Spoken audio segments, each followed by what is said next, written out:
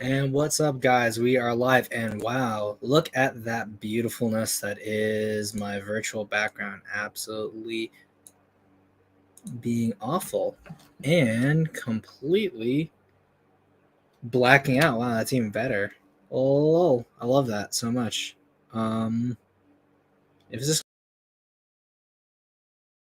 cam, is what it is. I might go back to the camera here and there, see how it works. If not, I'm not really gonna care all too much how it goes.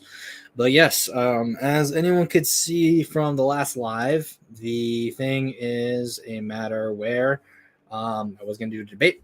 Didn't go through, and now the debate person has been able to show up for this one, and we'll see if it works. And let's see, it is still absolutely black and white.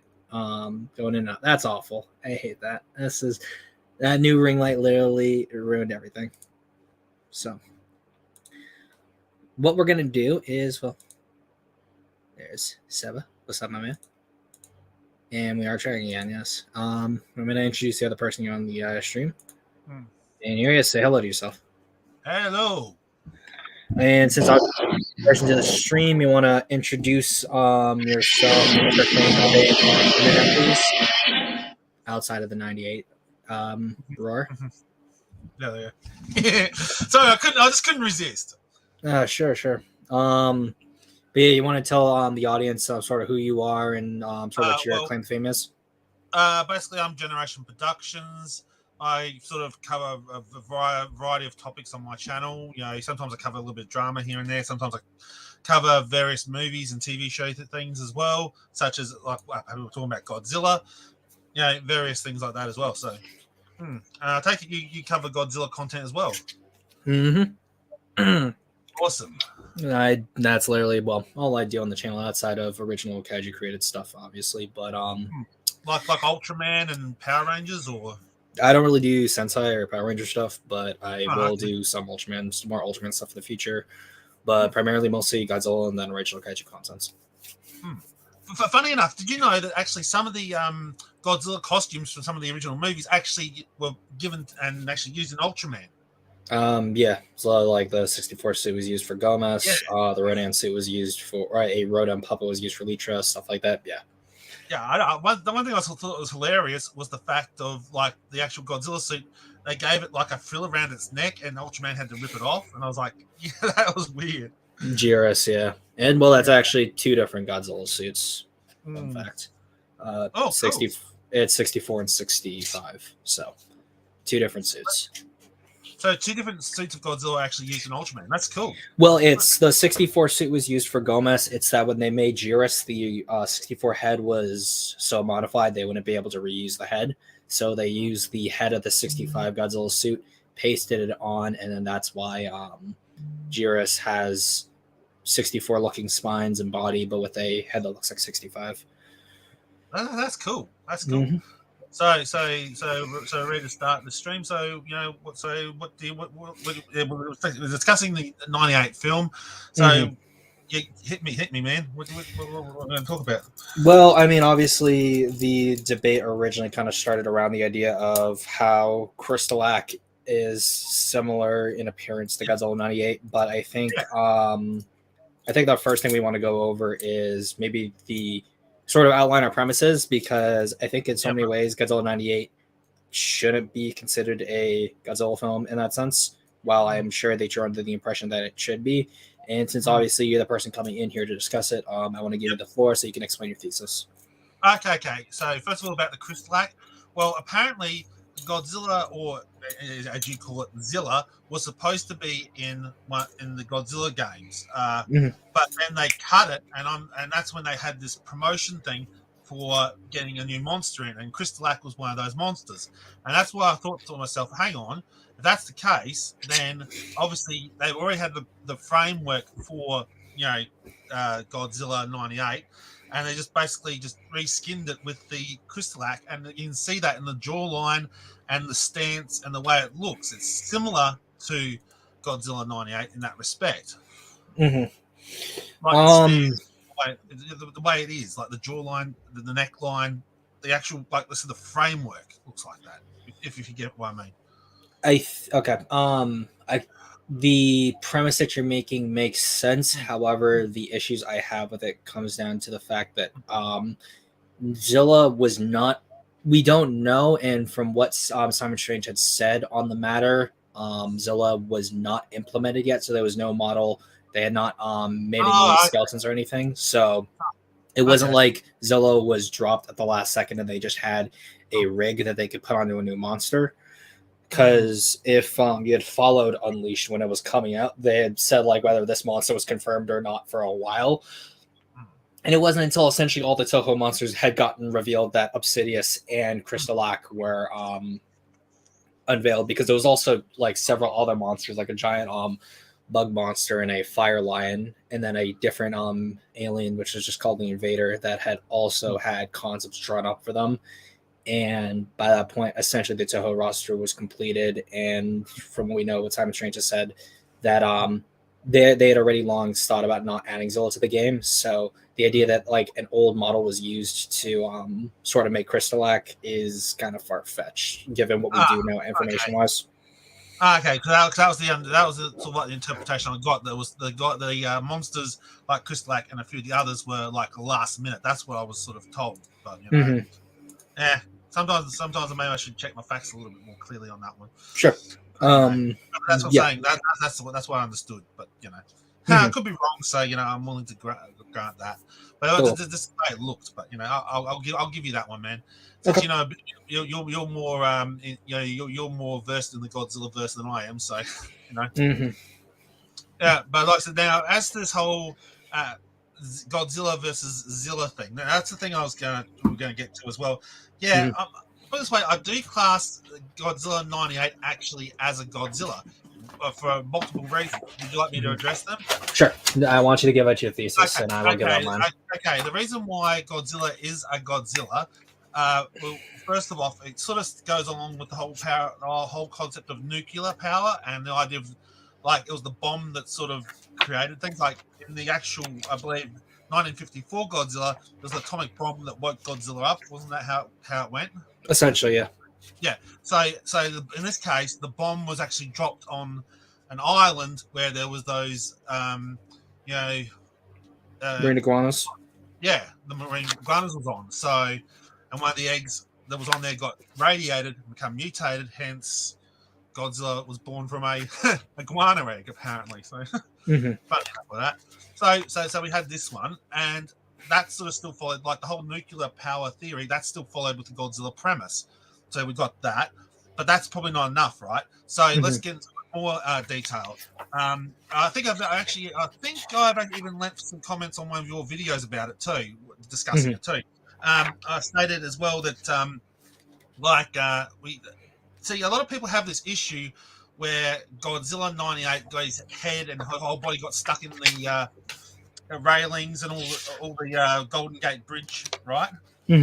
Yeah, and they say that this is the reason why people say that the Godzilla 98 isn't a Godzilla, because it's weak to ammunition, right? Because it got shot at with some missiles from those jets at the end of the movie, and it got shot in the neck. Now here's the thing, right? It has been said that all Godzilla's main weakness was actually in the neckline. We see it from some of the older Godzillas where I think was it Gigan, you cut a little bit above the shoulder next to the neck, and Godzilla bled when Gigan flew into Godzilla. We also had I think Mechagodzilla, where he actually did slice Godzilla's neck open. But he shot him with his laser beam, and then blood started spraying out. But yeah, you know what I'm talking about. And also in GMK, when they shot like a what was it, like a drone down the Godzilla's D3's side. drill, yeah, and it popped out through Godzilla's neck, and so again, from what I gather, and also I believe in the since you're versed in the Godzilla stuff too, do you remember the old Japanese book that sort of came out that said that there was these little holes in Godzilla's some of the old Godzilla suits so that the actor could breathe, and they said that those little holes in the thing was actually Godzilla's gills so he could breathe. So it's like for the actor to breathe as well as Godzilla to breathe.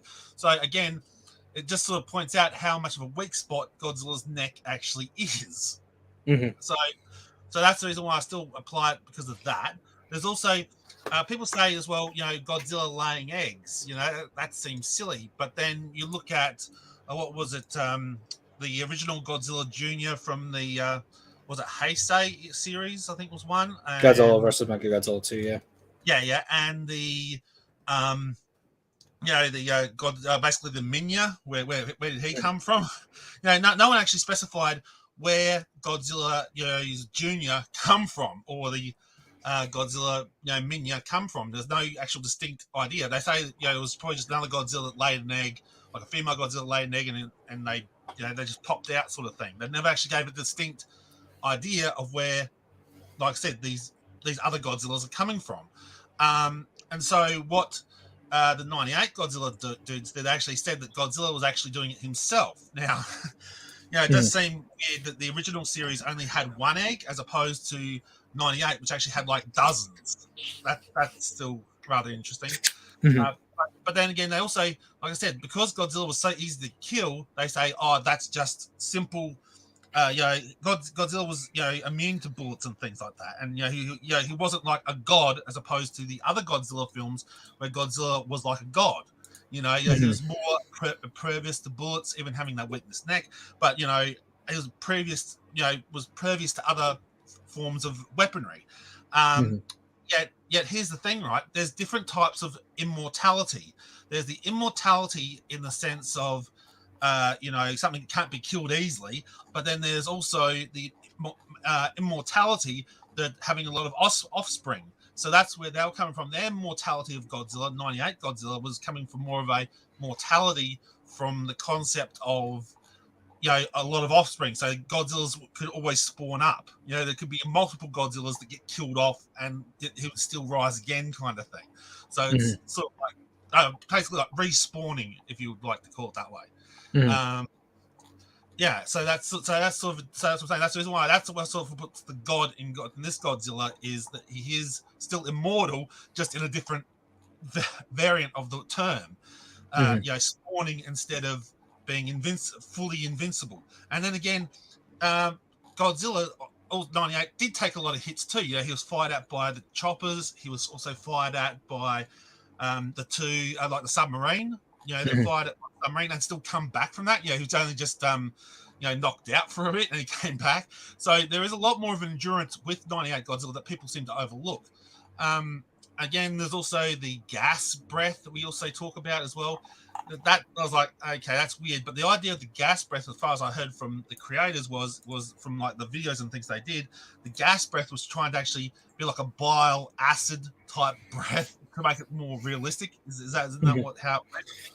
Yeah, it's sort of what they wanted to do. However, it ended up more just being a gas that could be set on fire, because he doesn't directly shoot fire from his mouth. It's only due to either ambient fire where it catches on fire, or when an explosion occurs, it then engulfs the whole stream into flames. Yeah, and it goes poof, and away it goes. And then they rectified that for Zilla, where they actually gave Zilla the fire breath. It's just a bit strange. But like I said before, the sort of like there is a distinction between the Godzilla 98 and the animated series and the hormone Zilla. There is a big distinction difference of like the power levels. As we said before with the 98 movie, that while that Godzilla was slightly weak, it was also slightly strong in different aspects. Then you have the animated series, and they sort of basically put every bit of God back in the 98 Godzilla. Like he had his atomic breath, he had his ability to withstand a lot of attacks from monsters. He did a lot more stuff, a lot more cool stuff than as opposed to the movie version, which was sort of a little bit lacking, but not that much. Just was just reinterpreted differently. And then we come to Zilla, and to me, Zilla is almost like a parody. Like it didn't even last, as I said in the comment, it didn't even last long in Monster Wars. It didn't last long at all. It was like it hopped around like a kangaroo, and then boom, Godzilla hit it with an atomic breath, and it shot it into the Sydney Opera House, and that was it. Like, it was gone. And then you had the alien dude saying, well, that is a stupid, stupid Zilla, stupid lizard, or whatever he said. He said like stupid lizard. I knew it was like a fish eater or whatever. I know that tune eating monster was useless.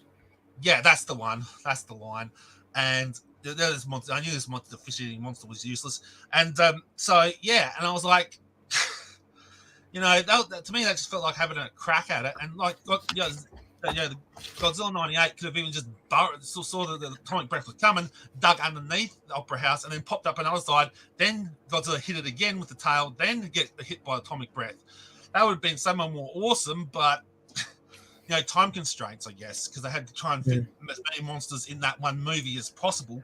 But I would have liked to have seen a bit of a fair, better battle. I mean, we see that, I think, in the IDW comics where Godzilla '98, aka Zilla, gets a better battle with Godzilla, and that was a lot more better. Mm-hmm.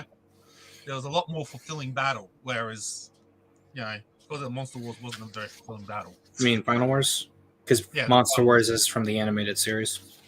Oh, okay. Oh, yeah. I thought, okay. Well, I also called it Monster Wars as well because it was like, but it was Final Wars. Okay, sorry. So that was Final Wars. So yeah.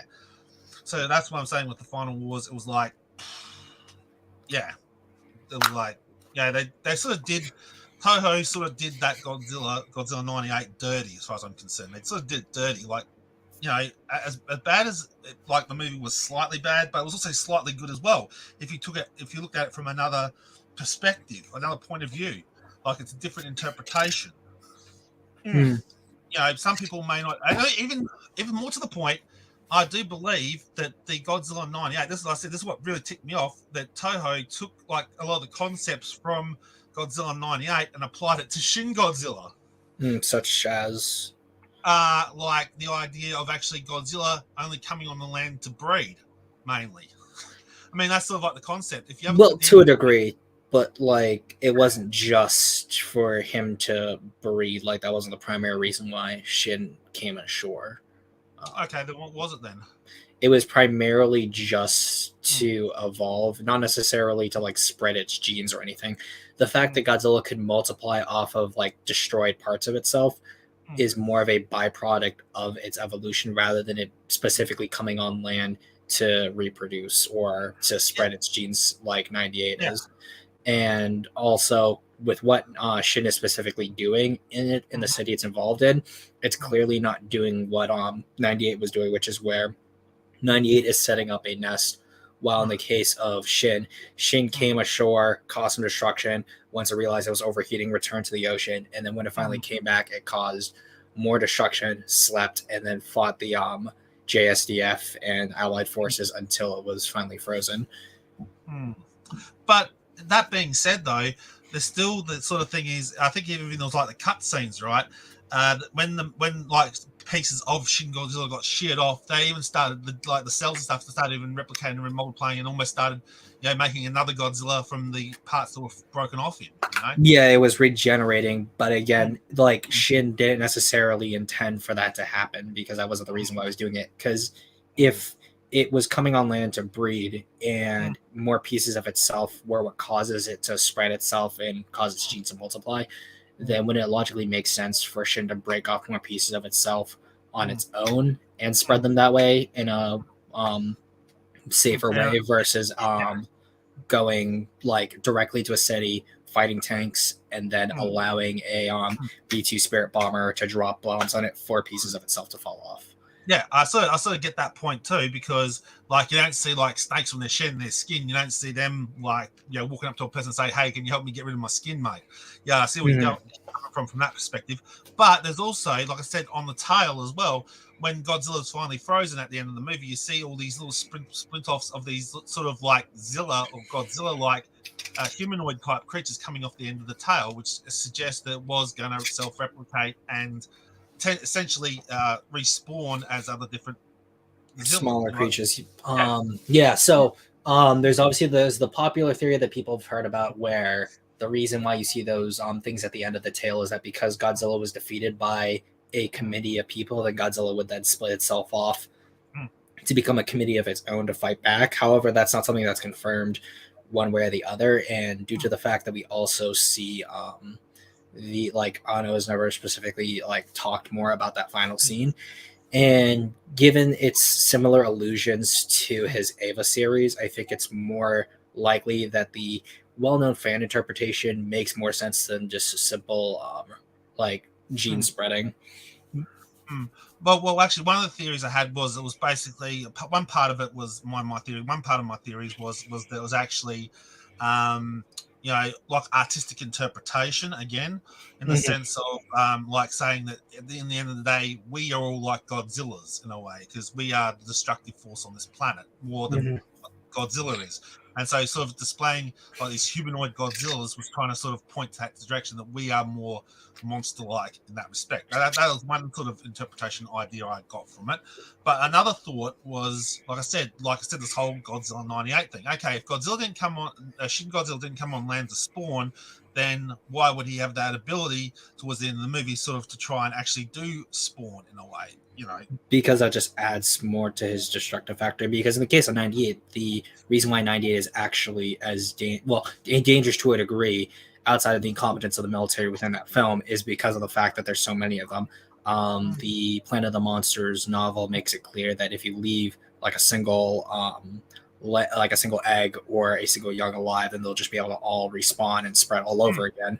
While in the case of Shin, that just doesn't seem to be the case. And going back to the thing you talked about, where it's like Godzilla is like has a weakness specifically in the neck. When it comes to 98 specifically, he isn't just shot in the neck; he's also just kind of shot all around the body. But that's kind of neither here nor there. I think more or less like because the neck on almost any creature is going to be its most vulnerable area. Having like injuries from there is just easier. Um, like that's one thing I would also say. However, when it comes to the fact that like Gigan's made Godzilla bleed, Mechagodzilla's made Godzilla bleed, and I would say that the reason why those aren't equivalent to 98 being hit by missiles is because of the fact that both Gigan and Mechagodzilla are still just as destructive forces as Godzilla himself, being a product of the atomic bomb. And if modern weapons that are extremely prevalent throughout society are able to damage and kill a product of the atomic bomb, then therefore thematically, it would be safe to say that that lessens the impact of anything that is a product of radiation, because therefore it is more or less a tolerable threat that can be dealt with.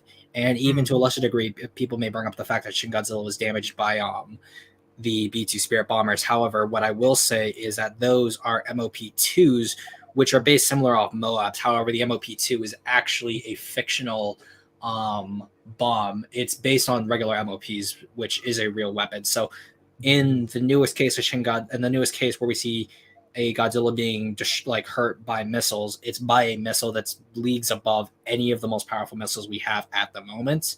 So it's still using fictional weapons and more powerful weapons than what we have at our disposal now to at least damage Godzilla. Because we do see Godzilla get hurt by regular arms, or not regular, but arms made by humans before. Obviously, the oxygen destroyer is a big one. However, that is compared to being as deadly as the nuclear bomb. The Super X is specifically designed to deal with radiation related disasters. The Super X2 is specifically upgraded to deal with Godzilla now that it has a heat shield that can reflect his atomic breath with. The Super X3 and then the entire G-Force, that whole series of those three films from Mechagodzilla 2 to Destroy Out, all start building super weapons specifically to counter Godzilla. In the case of Mechagodzilla 2, Mogura, and then we have all the freezer weapons that are, in that film especially, designed to cool down Godzilla at the end of his film. And then in we see Dimension Tide, which is literally harnessing the power of a black hole to shoot at Godzilla. So that's a scale that's even greater than just like man-made weapons trying to kill Godzilla. The D3 missile is interesting because of the fact that although it does work, it's because of Godzilla shooting his own atomic breath that kills him. And the only reason why that wound was ever present and able for the D3 to actually shoot through him is because Ghidorah was able to reflect some of Godzilla's atomic breath in the scene where he becomes King Ghidorah and reflects that back at him. And then obviously in the Kiryu duology, we have the JSXDF specifically dealing with kaiju before they found the second Godzilla, and then they created Kiryu specifically to counter Godzilla in that film, and then we have the M organization, which has all of its mobile flying fortresses to deal with monsters as well, and then like the Gotengo and the Atricon in general have all been having precedence of fighting other monsters. In the case of Manda, first off, and then Godzilla in Final Wars. So the issue primarily why people don't like that Godzilla's dying specifically to missiles is the fact that it does diminish the nuclear origins of the character. If we're gonna say that it's a bad thing and it's important that Godzilla is the product of weapons of mass destruction, but is able to be killed by conventional weapons. And even in the '98 film, before he's hit by he's never hit by any missiles before he gets hit by the subs torpedoes, which would be about the same equivalent as the F-15s that are used to kill him in the movie, which is an inconsistency there. But we see blood samples being taken, which is what leads Nick to realize that the monster's pregnant. So we see just simple tanks and small arms fire are able to damage this Godzilla to the point that it's actually bleeding. So that also further diminishes the presence of this monster. And even if we say Godzilla is an animal, there are in cases where Godzilla can be more animalistic but still keep his traditional roots. The best example of that would be Godzilla 84, where we see instead of just being a outright malicious force like he is in 54, this Godzilla is specifically moving around and looking for radiation, and only comes ashore to attack Tokyo much later in the film. And it's only by exploiting a natural sense of his that lures him to Mount Mihara, which is where he ends up falling into a volcano.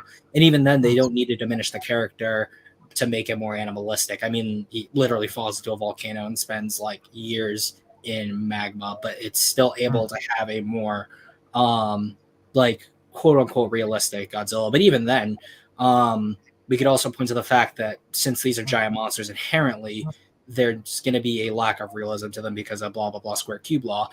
And 98 especially is going to be a big contributor to that because of the way it's looks physically, because how small, like how lean it is. It's going to be far far more less durable. Is what you're looking for? not durable. It's just going to be like biomechanically, it's not going to be able to stand up, especially due to the size of it, for like the size of the monster. But wouldn't that actually compensate? Because we're talking about the main Godzilla, like I think like the I'm trying to think of it, like the I'm trying to think of the one I'm trying to think of, like the original Godzillas from the Toho, but also the legacy films one, which is what you're talking about, where they seem to have built Godzilla to the stance of, I think even Godzilla the PS3-4 game, you could get Godzilla going up to 100 meters tall. And well, that's more of an aspect of the game, because we see that like you can start off Heisei Godzilla at 50 meters, and Heisei Godzilla has never been 50 meters. So that's more just a product of the game and just having like different models at different sizes, because having more like a bigger monster will indeed mean more health in that aspect. So that's but what we're trying to get at was like the idea of like the tallness and the weight distribution and the ratio of all that stuff. That's what I was talking about. But I mean, like, I guess that makes, like, we could, if we were going to make the argument, in the case of that, that's specifically the reason why those sizes are the way they are is purely on game logic, where they just want to make interesting enemies. However, in the case of the 98 film and the ethos behind the film was specifically to make a realistic Godzilla, they're making him more like a modern theropod, and as limber and thin as he is would make him much more likely to actually just collapse under his own weight, unlike a traditional Godzilla, which based on like its more bottom heavy posture and positioning would be much more able to actually carry itself. Yeah, exactly. Great. And also to the point as well, they say that the original Godzilla, 954 Godzilla, and all the Godzillas prior were based on like a Stegosaurus, a Iguanodon, and a Tyrannosaurus put together. Yes. What's your take on that? I mean, that's, we know that's true. Specifically, we have seen pictures of the artist crew with obviously the issue of Life magazine, which had the Age of Reptiles mural painting by Rudolf Zellinger in it. So we do know that like at the time, up-to-date science on dinosaurs was being used for Godzilla. However, my counter to that is the fact that even post the dinosaur renaissance, when dinosaurs stopped being looked at as tail dragging, upright standing creatures. Godzilla's posture never really changed throughout the Heisei series, even though his design changed.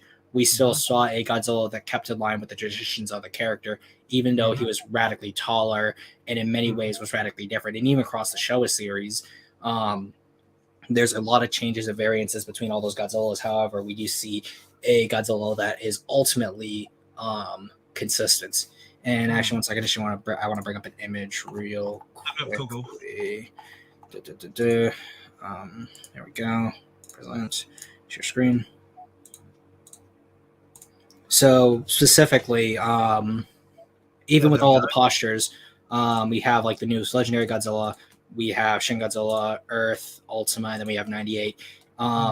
Even looking between all of these designs, despite the fact that in the Reiwa era we see so much variance, I mean, we have like zombie, literal plants, extra dimensional math monster, and then we have probably the closest to a traditional standard Godzilla. But all three of these designs share more in common with each other, despite their variances, which are far greater than say 98 has with legendary in terms of like just being giant reptiles. But even then, both these two are giant prehistoric reptiles, but Shin and legendary still have similar posture. They're more congruent with their abilities. Basic silhouette is the same. Like even just looking between legendary Godzilla, Shin in the background, 98 up front, and then 54, there is already so much similarity between Shin and 54, which obviously was obvious because they designed a lot of it off 54. However, legendary and 54 still have a lot of similarities between each other, even though one is made by an American studio and was made leagues apart with a whole different design philosophy, but still shares more with what is expected of a Godzilla design while still also just being realistic in and of itself versus 98. Yeah, but here's the thing, right? Like the idea of sort of like they were trying to go with more of a realistic approach and a realistic stance with 98 Godzilla as opposed to the previous Godzillas, which as we can see by the image, had more of like a guy in a suit vibe, or like I said, like the old classic T-Rex stance, as opposed to the new updated like T-Rex stance is what Godzilla 98 seems to have. Well, even if we look at the fact that if we're gonna say it's based off modern like theropods and that stance, the larger you get with certain like animals, excluding the T-Rex, which is obviously fictional, Spinosaurus is longer than a Tyrannosaurus Rex. So overall, despite T-Rex being bigger in mass, a Spinosaurus is going to be longer, and we already see variance in terms of posture overall. And then once you get to dinosaurs that are bigger than T-Rex, like sauropods, and even animals that could be bipeds at certain points, like certain hadrosaurs, they do not have a extremely thin muscular build like 98 does. And they are still massively smaller, but within the confines of reality, we just do not see a 98 that like a 98 design working for larger animals. And then the other issue is the fact that even though the William Stout design is far more closer to a retro T-Rex stance, it is still in line with more up-to-date depictions of dinosaurs, and this is especially more apparent with the concept arts done by Ricardo Delgado, especially with like designs like this, where the man of the suitness is obviously lost, and then especially done here with the Crash McCreary. The Stan Winston Studio one. That is, that was the cool one. I really like that. And I mean the other issue too is that like this Godzilla design is also far more traditional. And was essentially made prior to before Emmerich took the reins in 98. So it's not the fact that they couldn't do a realistic Godzilla design that was traditional, it's that they chose not to, which is why people have an issue with it. Yeah, but then that being said, though, like I said, if Godzilla was like standing up and they're trying to say it's supposed to be like scientifically accurate, that wouldn't be right, would it? Because if Godzilla is more horizontal instead of vertical, wouldn't that throw everything out of balance as well? Still, like, well, also if we're gonna talk about Godzilla 98 being more realistic, we also have to keep in mind the fact that it's not a dinosaur; it's a lizard. So the mutations, like, one sec, let me go up to a 98 image. We already see the fact that in terms of obviously the dewlap remains from the lizard. The arms are all different. The legs are wrong.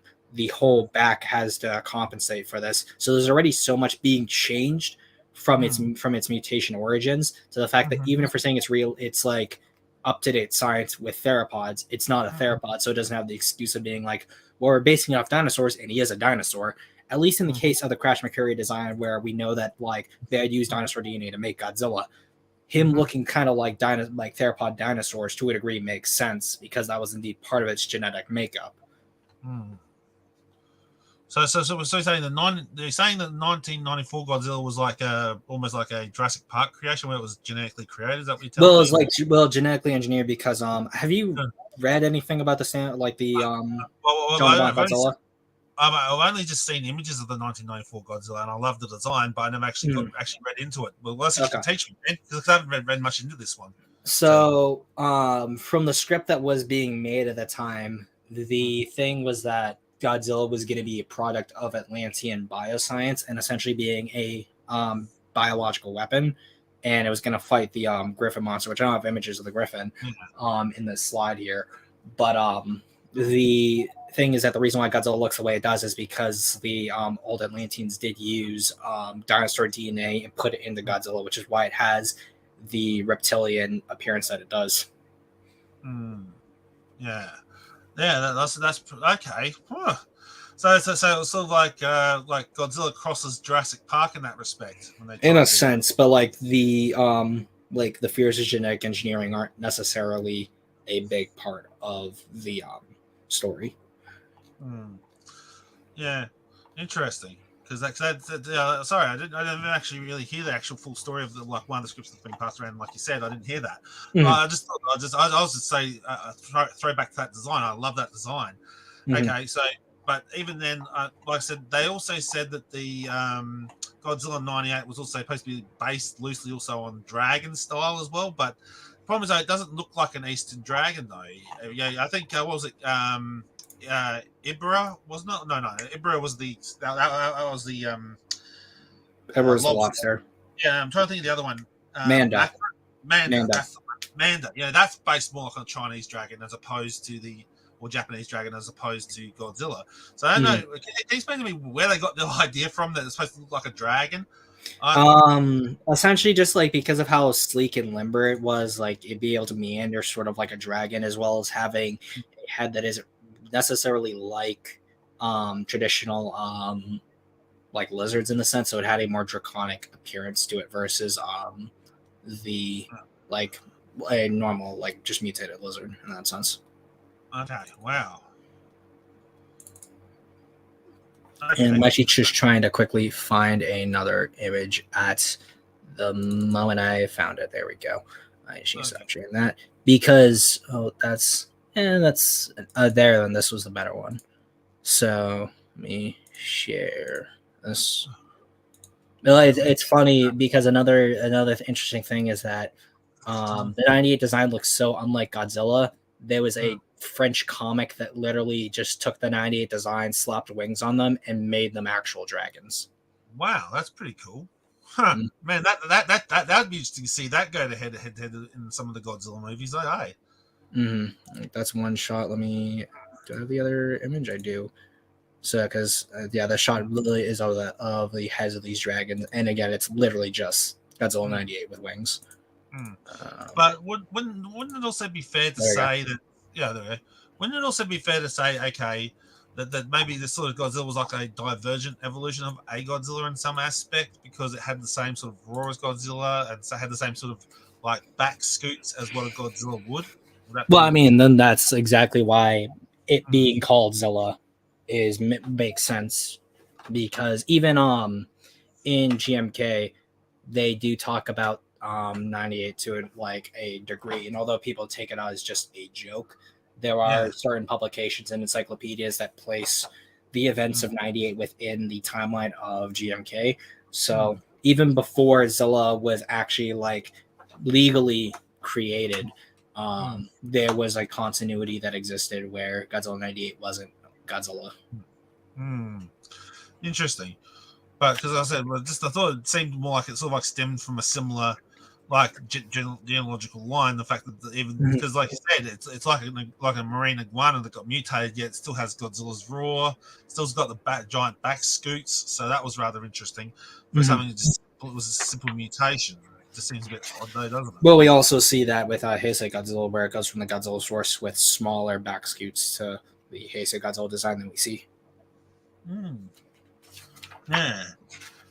Oh, and since you were saying, you're looking for that, also the Griffin pictures. I've got some of them for you. Just sent that to your Facebook as well, so you can bring them up if you want. Yeah, no, I've seen them before. Apparently had 2 different stages. Like it had this sort of like bat-like thing, then it turned into like a full. Yeah, the probe bats, and then they finally see the Griffin proper. Yeah. Well, that's pretty interesting, isn't it? They brought in like an evolutionary concept for Godzilla before Shin Godzilla actually did the whole evolution thing on land. Mm-hmm. Well, I mean, even Megaguirus has that as well, where they have the Meganula that put Godzilla's DNA. Well, I mean, even Megaguirus has that as. I think I'm also echoing on your end for some reason. Oh yeah, sorry, yeah, I accidentally was playing the stream twice. Okay, gotcha. Yeah, because I had to keep an update to make sure I didn't miss the stream this time. Yeah, no, you're good. Okay, so we had that as well. But I guess the reason why I sort of can still consider it from the Godzilla perspective, like I said, there was that sort of weakness in the neck. But then again, like I said, you point out, because you sort of want to say that the weakness in the neck doesn't really count in the other Godzillas because they were damaged by technology that was stronger than what normal conventional weapons were. But I still say, though, it still did the damage in the neck, far greater damage as opposed to, like, say, if you got shot in the leg or the arm. You don't see Godzilla's arm getting blown off or whatever. But we do see that Godzilla Philius gets completely blown apart in the anime trilogy. Oh well, like I said, I haven't seen that one, so okay. Yeah, no, because they overload it and it literally just disintegrates. So there is a case where that does happen. But wasn't that because it was a tree though? Like it was supposed to be based on an Earth tree one. Well, it's based on it's made of plants, but they overloaded his atomic energy through super science, and then because of that, when it tries to fire its atomic breath, it literally just suicides itself essentially. Yeah, it gets vaporized. Yeah, but like I said, it's like that sort of thing. It's like, that's what I'm saying. Like there is a weakness to Godzilla though in that respect. Well, there's a weakness to Godzilla, but that should be conceptualized in a way that doesn't sacrifice the thematic meaning of the character. Because Godzilla fighting Mechagodzilla and bleeding out is fine to a general viewer because Mechagodzilla is Godzilla's mechanical double ganger. It's his equal. And that's kind of more overtly lampshaded in GVK, where Simmons is saying how Mechagodzilla is Godzilla's equal and is superior. Yeah, as I was saying, superior technology versus, the Godzilla, to beat Godzilla. I get that, but that being said, but we've also got to understand that also Godzilla, this version of Godzilla was also, pre-weakened by, like I said, the torpedoes hitting it too. So. Well, I mean, we can also talk about the fact that 54, before it came on shore, they tried to kill it with depth charges, and then finally they set up an electric fence around Tokyo, and then used all their firepower before using the oxygen destroyer that was a weapon on par with the atomic bomb. So it's not like there's other cases where Godzillas don't go through a tough time fighting. And not GMK, well GMK too, but Godzilla, King Kong versus Godzilla also does that too, where Godzilla is literally dropped in a pit. They set a forest on fire to fight him. They do the same thing with the electric fences, missiles, all of that. And that's also something that we see in the Heisei films too, especially in Godzilla versus Biollante, where they have specifically the anti-nuclear bacteria as well, outside of the Super X, and then finally Biollante comes along and messes up Godzilla pretty badly.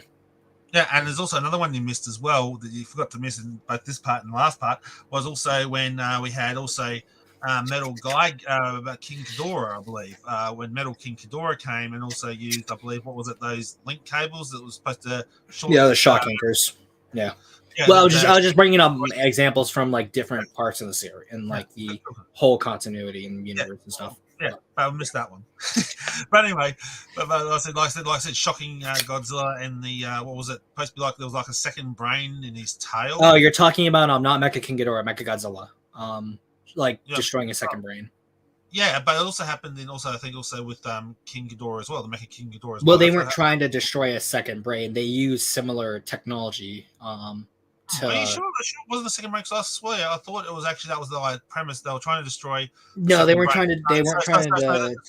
There's a clump of nerves. They said that I remember the line was something along the lines of there was a clump of nerves or something by Godzilla's tail, and if they took that out, then that would stop sort of like paralyze Godzilla so he couldn't walk or something to that effect. Yeah, that's from Godzilla versus Mechagodzilla too. That too, okay. It's only the shock anchors that are used in both Mecha King or from Godzilla vs King Ghidorah and Godzilla vs Mechagodzilla 2. However, the only reason they find out about the second brain is because they did some studies on baby Godzilla, which is how they found that out and assumed the same would be with Godzilla. But see, he also had a weakness there too, and that also reminds me of like when they shot Godzilla 98 in the tail. Like you said before, they shot him in the tail, not just in the neck as well. So well, they shot him in like the chest and like side of the body and neck and all that. But like the other issue with that is that the only way outside of the fact that they needed to study a small baby Godzilla to find that out, they also then needed a psychic to board a giant super weapon to then find that second brain for them to actually use that advantage and paralyze Godzilla that way. And even then, they didn't kill him. All they did was paralyze him, as you said. Yeah, exactly. Yeah, but they could have killed him if things didn't go wrong. They could have killed him. If things went so wrongly in that issue, that's the reason why I love some of these Godzilla moments, even in the old version, where you think, oh, Godzilla's almost going to bite the dust, and then they sort of somehow have his cells regenerate and repair, or something happens, and then that second brain got restored, or in other things like that. That's what I thought was cool too, and that's why we would have loved to have seen. I guess that's one thing we would have loved to see in Godzilla '98 was have Godzilla almost like get all beat up to hell, and then somehow find a way of you're sleeking off the bridge back into the water, or some way so you don't actually know whether it's dead or not. Well, I mean, especially in the case of the issue with that, or that's something I have an issue with specifically, is the fact that the film specifically needs these moments to happen the way they do, so that their Godzilla can survive because of how much more vulnerable it is. Because the torpedoes used by these nuclear subs would have been enough to kill Godzilla because their explosive ordnance is similar to that of F-15s. So. Yeah. Even though we could possibly, like, some people could say that, because it's in water, Godzilla's in water, he was shielded from the blast. However, torpedoes are specifically designed to work underwater, so and their destructive capacity is accounted for because they're used underwater. And then the other thing that we see very little heavy ordnance used in the first engagement to trap Godzilla, and if they didn't just decide to start firing like handheld rifles and tanks at Godzilla and started using the missiles, which Godzilla overtly dodges, which means they clearly would hurt him. It shows that they needed to contrive a lot of scenes and decision making specifically so that Godzilla could survive until the end. Whereas, like in the case of like any of the Showa Heisei Millennium Godzillas, you don't really have that same issue, and in certain cases it is subverted. Like we do see that in the case of the first Godzilla movie, they throw everything they have at Godzilla specifically to try and kill him, and that doesn't do anything, and they need a literal weapon similar to a nuclear bomb to fight against them. And then we also have in the case of Godzilla against Mechagodzilla, where it could be said that they didn't use the absolute zero cannon right off the bat. However, we also do know that like Godzilla is able to shoot Mechagodzilla later in the film with the absolute zero cannon, activating, so that wouldn't necessarily have worked. And the only reason why it stopped that time is because of the fact that Godzilla roars at Kiryu, and that causes it to go to berserk. So there's a lot of instances where like the military is far more competent within other Godzilla movies versus 98, and it's to the film's detriment because not only do they have to make the military more incompetent, it then means that Godzilla has to survive in these ways that wouldn't necessarily have happened in other films. specifically because that they don't want to make Godzilla as durable because they want to make it realistic. However, they're still making a movie about a giant monster with a size that is still inherently unrealistic. Okay, well, here's some other thoughts as well. Apparently, these are also some things I posted up as well. Some other thoughts of how these two Godzillas seem different. The Zilla Godzilla. Zilla and Godzilla. Okay. Yeah, see how they seem different. Now, you have to correct me. Some of these facts are wrong because Sure. because like I said, these come from multiple different sources, and these come from all different things. And even sometimes when you go fact finding, sometimes even some other people get their facts wrong as well. So, here we go. So they reckon the basically Godzilla TriStar 1998 was about 195 meters tall. Mass 500 tons. They say its gender is female, but that's only because of the the cloaca. The cloaca, yeah. Well, okay, so that's already wrong because we know for a fact that this was something that was posted about where on Godzilla Misconceptions on Wikizilla, and specifically there were leaks of the movie about Godzilla laying eggs and therefore being female, and Dean Devlin specifically said that Godzilla is not a she, and because in the film they also refer to Godzilla as a he, it is safe to say that Godzilla is indeed male, but the stats you gave are indeed correct. Okay, so that's good so far. So that's the only one that they sort of screwed up. He was saying that the TriStar Godzilla was female. The main movie was female. And again, I thought that same thing too because, like I said, they said that. Like I said, as you see, I think it wasn't Nick who was walking over. Who was the other guy who was like the camera guy? Who was that? What's it called? Why am I blanking on his name? Animal. Animal, yeah. When he actually looks up and you see that like that big giant cloaca, so to speak, you're like, yeah, geez. But again, I guess you could say, sorry to throw in a little bit of gender politics, but you can almost call this version of Godzilla the first trans Godzilla or hermaphrodite Godzilla in that respect. I guess hermaphrodite would make more sense in this case because like it's not directly trying to transition; it's just sort of possesses similar. It possesses the like physical makeup of a different sex. Yeah. But, so that's interesting. The first hermaphrodite kaiju. That's pretty cool in that respect, if you think about it. But anyway, let's continue the facts. So they say that the abilities, they state it could run up to 300 miles per hour. Yep. Okay. Good agility, adept swimmer. Reproduces asexually, lays up to about 200 eggs. I thought it was more than 200 though. It said more than, so it could be more, could be less. Okay. Okay, because they specifically said in this fact, they say it just lays up to 200 eggs, but I thought it was more. But anyway, actually, I think Nick Topoulos said that there could be more, but And Philippe just tells him to stop counting. Yeah, exactly.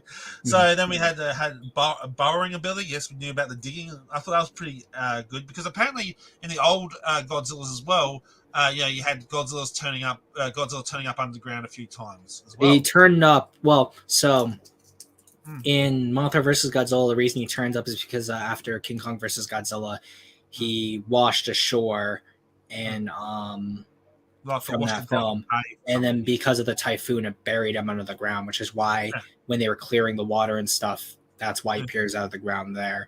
And of course, there's other times where Godzilla's fallen in a hole and gotten back up out of the ground. Yeah, sort of like loosely saying that he had like a loosely like he can dig. Like that's sort of like saying if someone buried me alive, if I could dig out of a hole I got buried in, I wouldn't necessarily say I'm a good burrower, but I can dig. Yeah, but I was saying that seemed almost consistent with like even just like a normal Godzilla though, because the Godzilla could actually still dig his way out of if he had to. Sure, that's what I'm saying. So that's what I'm saying. In comparison between the old classic Godzilla that we know as opposed to the '98 one. Yeah. Anyway, so we had that. So yeah, we already knew that. Extraordinary jumper. Yeah, I think that was a thing that jumped over buildings a few times if I remember correctly. Said it was weak against. It reckons it had weak claws and teeth. But hang on, it chomped down on that taxi car and it chomped down on a lot of things. I don't think it was actually that weak with its teeth and stuff. Though. Well, it was able to. It could dig through bedrock and stuff, but it completely crush a taxi car in its mouth, but it could also rip through the hull of fishing ships. But it also left some of its bloody skin, which is why Nick was able to collect samples of it and figure out that it wasn't a dinosaur like Elsie was suggesting. So there is. So saying the claws and teeth were weak, I don't think so. Real quick before you continue, when Kajinatsu's Godzilla straight up popped out of a warehouse, if you look at that scene, the warehouse that it's in is right on the edge of the water. And looking at those warehouses, those are usually wet warehouses, which is where ships are usually docked in. So it's very possible Godzilla could have dipped his head there and then popped out that way. And it sort of is implied the way how that scene is shot. So it's not like he just grew super big or anything like that. Yeah, cool. But continue. Oh, okay. So back to because I got 3 different bits of information here, but like I said, I'm just trying to get through this one. So they said that the TriStar Godzilla, I said we had all that, but I reckon that's wrong too, that the teeth and claws were weak. I don't think that's true. To a degree, but neither here nor there. Yeah, and it has no armor. Yeah, well, except for the scoots, but that doesn't really count as armor now, does it, technically? Also weak fire breath, but it wasn't fire though, it was gas. Well, it's gas that then became fire because the fire around it. Because technically if you spray like gas in the air and then you put a lighter in front of it, you are making a makeshift flamethrower. So say loosely a fire breath in that. So yeah, essentially we're splitting hairs, but we can we'll run through this when we get through all the information. Yeah, okay. So that's for this one. Then they also said the animal's intelligence prefers ambush over frontal assault, and that and we sort of gathered that in the combat. Rarely fights. Hang on, it took down 2 helicopters, so it did actually fight though. Well, it fought after it ran away because it escaped the trap that was set for it, and then burrowed through a building before ambushing the not the fighter planes, they were helicopters, but yeah, so like it chose not to fight originally, and it only fought until the choppers shot at literally nothing and then popped out behind a building. Yeah, got him. Yeah, that was a cool moment. But I wish they actually had more moments like that. That would have made the movie so much better, eh? If they had more moments like that, where it's sort of like did these ambush attacks on a lot of the tanks and the jets and all that. That would have made it so much more fun. But anyway, so that's that one. Then they move up to the Godzilla Jr., the TriStar 1998, the animated series version, basically. They say that height was 235 meters tall. Most sources cite 180, which would be around 55 meters. Yeah. So I think they may have got that wrong then. And they said that the heavy weight of it was 600 tons, but 600,000. Yeah. Or no, 60,000. Yeah. So like that is also correct because that is the mass given to him in the episode Clash of the Titans from season 2 of the animated series, which also makes for some reason the GTS Godzilla the same weight as the Heisei Godzilla and therefore significantly heavier than the first TriStar Godzilla. So with that due to it's like because it had more muscle as opposed to. Well, the other thing is that like that's never explained. That's just a number that's given, and because that was the weight of the most current Godzilla at the time, that's probably why it was given. But like essentially, it's the same size as the original 98 monster because like there's little to no size difference between it and Cyber Godzilla. So it is safe to say that they are indeed like the same height. And also, I forgot to say from the previous one as well, from Godzilla 98, the first movie, it said that one they reckon weighed 500 tons. But I'm like, why is it such a big, massive shift? Because basically it's technically the same sort of build as both Godzillas because you had the one from the actual movie as opposed to the animated series. You'd think that they would have had the same weight distribution. Yeah, well, you think that, but like that is a inconsistency in universe is that like that the junior is much heavier than his father despite being the same size. Yeah, okay, interesting. And then it said this one could run up, the animated series one could run up to 300 miles per hour again. But they said also had good agility, adept swimmer, good at burrowing ability, extraordinary jumper, green atomic fire, weak regeneration. Hold up. it wasn't actually weak regeneration. If I remember correctly, its regenerative capabilities were weakened when it was attacked by a virus. If I remember correctly. Well, it was attacked by a virus. There was the Yeah. other time where they needed to douse him in mud to get rid of the scorpion's venom. Yeah. There was other times where he was completely like it wasn't the virus monster, but it was a different Yeah. monster that essentially drained him of all his fluids, so he wasn't able to regenerate that way. Mm. But there are a lot of there's like essentially a big running theme of that series is the fact that Godzilla's often taken out of commission and he isn't able to regenerate in time, which causes there to be danger for the human characters. So yeah, that is accurate.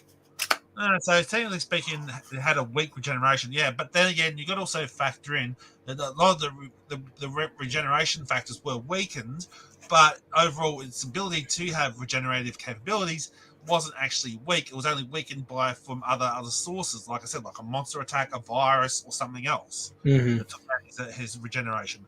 It may have had better regenerative capabilities, but we never saw it because it always kept on getting taken out via, like you said, that they're getting taken out by, like I said, the virus, bacteria, the venom, whatever it was of the week. I reckon it would have had a better regeneration capability if it wasn't for the fact of all those, plot holes. If you want. Well, they're not really plot holes. Like, even like the plot actually. Because Godzilla now has an atomic breath, he is stronger than he was in '98. So in a lot of ways, the plot does make him stronger, but it also means that that the monsters, if they face the first Godzilla of this universe, they would probably kill it much quicker because we do see that Godzilla is able to bleed to much weaker weapons. Yeah, mind you though, would we both be on agreement here? The animated series Godzilla seemed to be a lot more better than even the movie version in that respect. Well, yes, and that is because of the fact that they didn't listen to Emmerich on a lot of decisions that he wanted to make. Because the only reason why Godzilla has an atomic breath is because they essentially flipped the bird to Emmerich and they said they'd do it and that kids wanted it in there and fans wanted it in there because Emmerich and Devlin have gone on record saying that their Godzilla does not have an atomic breath, which is a key aspect of the character. But the fact that that Godzilla, the series Godzilla, is better than the 98 Godzilla is strictly due to moving away from the 98 isms and trying to be more traditional with what they had. It's strange, like I said, that Toho didn't take that version of the Godzilla animated series one and have that square up against things. That would have been interesting. Well, it's because of the fact that after the rights reverted, they wanted to focus on like a more traditional Godzilla.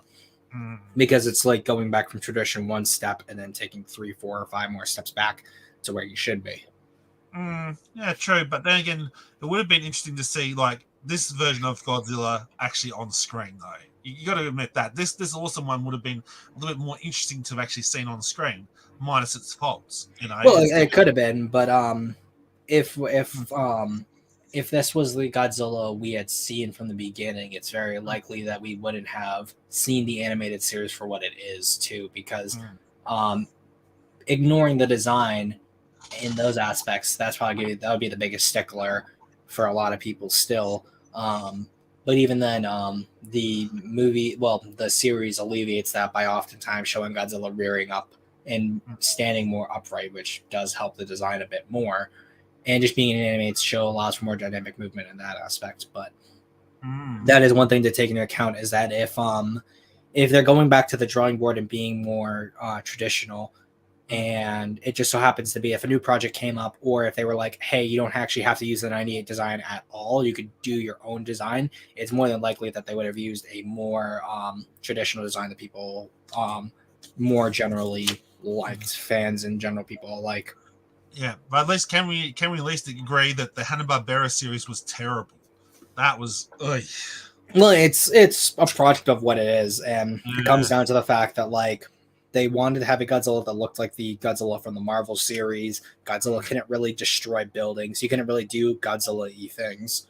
Which I will be forgetting. He had a fire breath as well, and that was like, and the laser beam eyes, the Superman laser beam eyes, that was ridiculous. I think they got that from the Mechagodzilla when Mechagodzilla was in that Godzilla suit form and it shot Well, laser out of its eyes. well, I think no, that's what. fake Godzilla didn't shoot beams from his eyes. It was just the yellow heat ray that it had from its mouth. Oh, But I could have sworn it had laser beam eyes. Unless that was the tower. No. that was no. The tower didn't have laser beam eyes either. It just had a laser Ah. in its mouth. Okay. So it was actually because I thought so I It's thought essentially that, super. It was essentially Superman yeah, laser but beam I eyes. thought Mechagodzilla actually had that though. But Well, I'm Mecha trying. Godzilla without the fake Godzilla suit has it. Yeah, Yeah, there we go. That's what I said.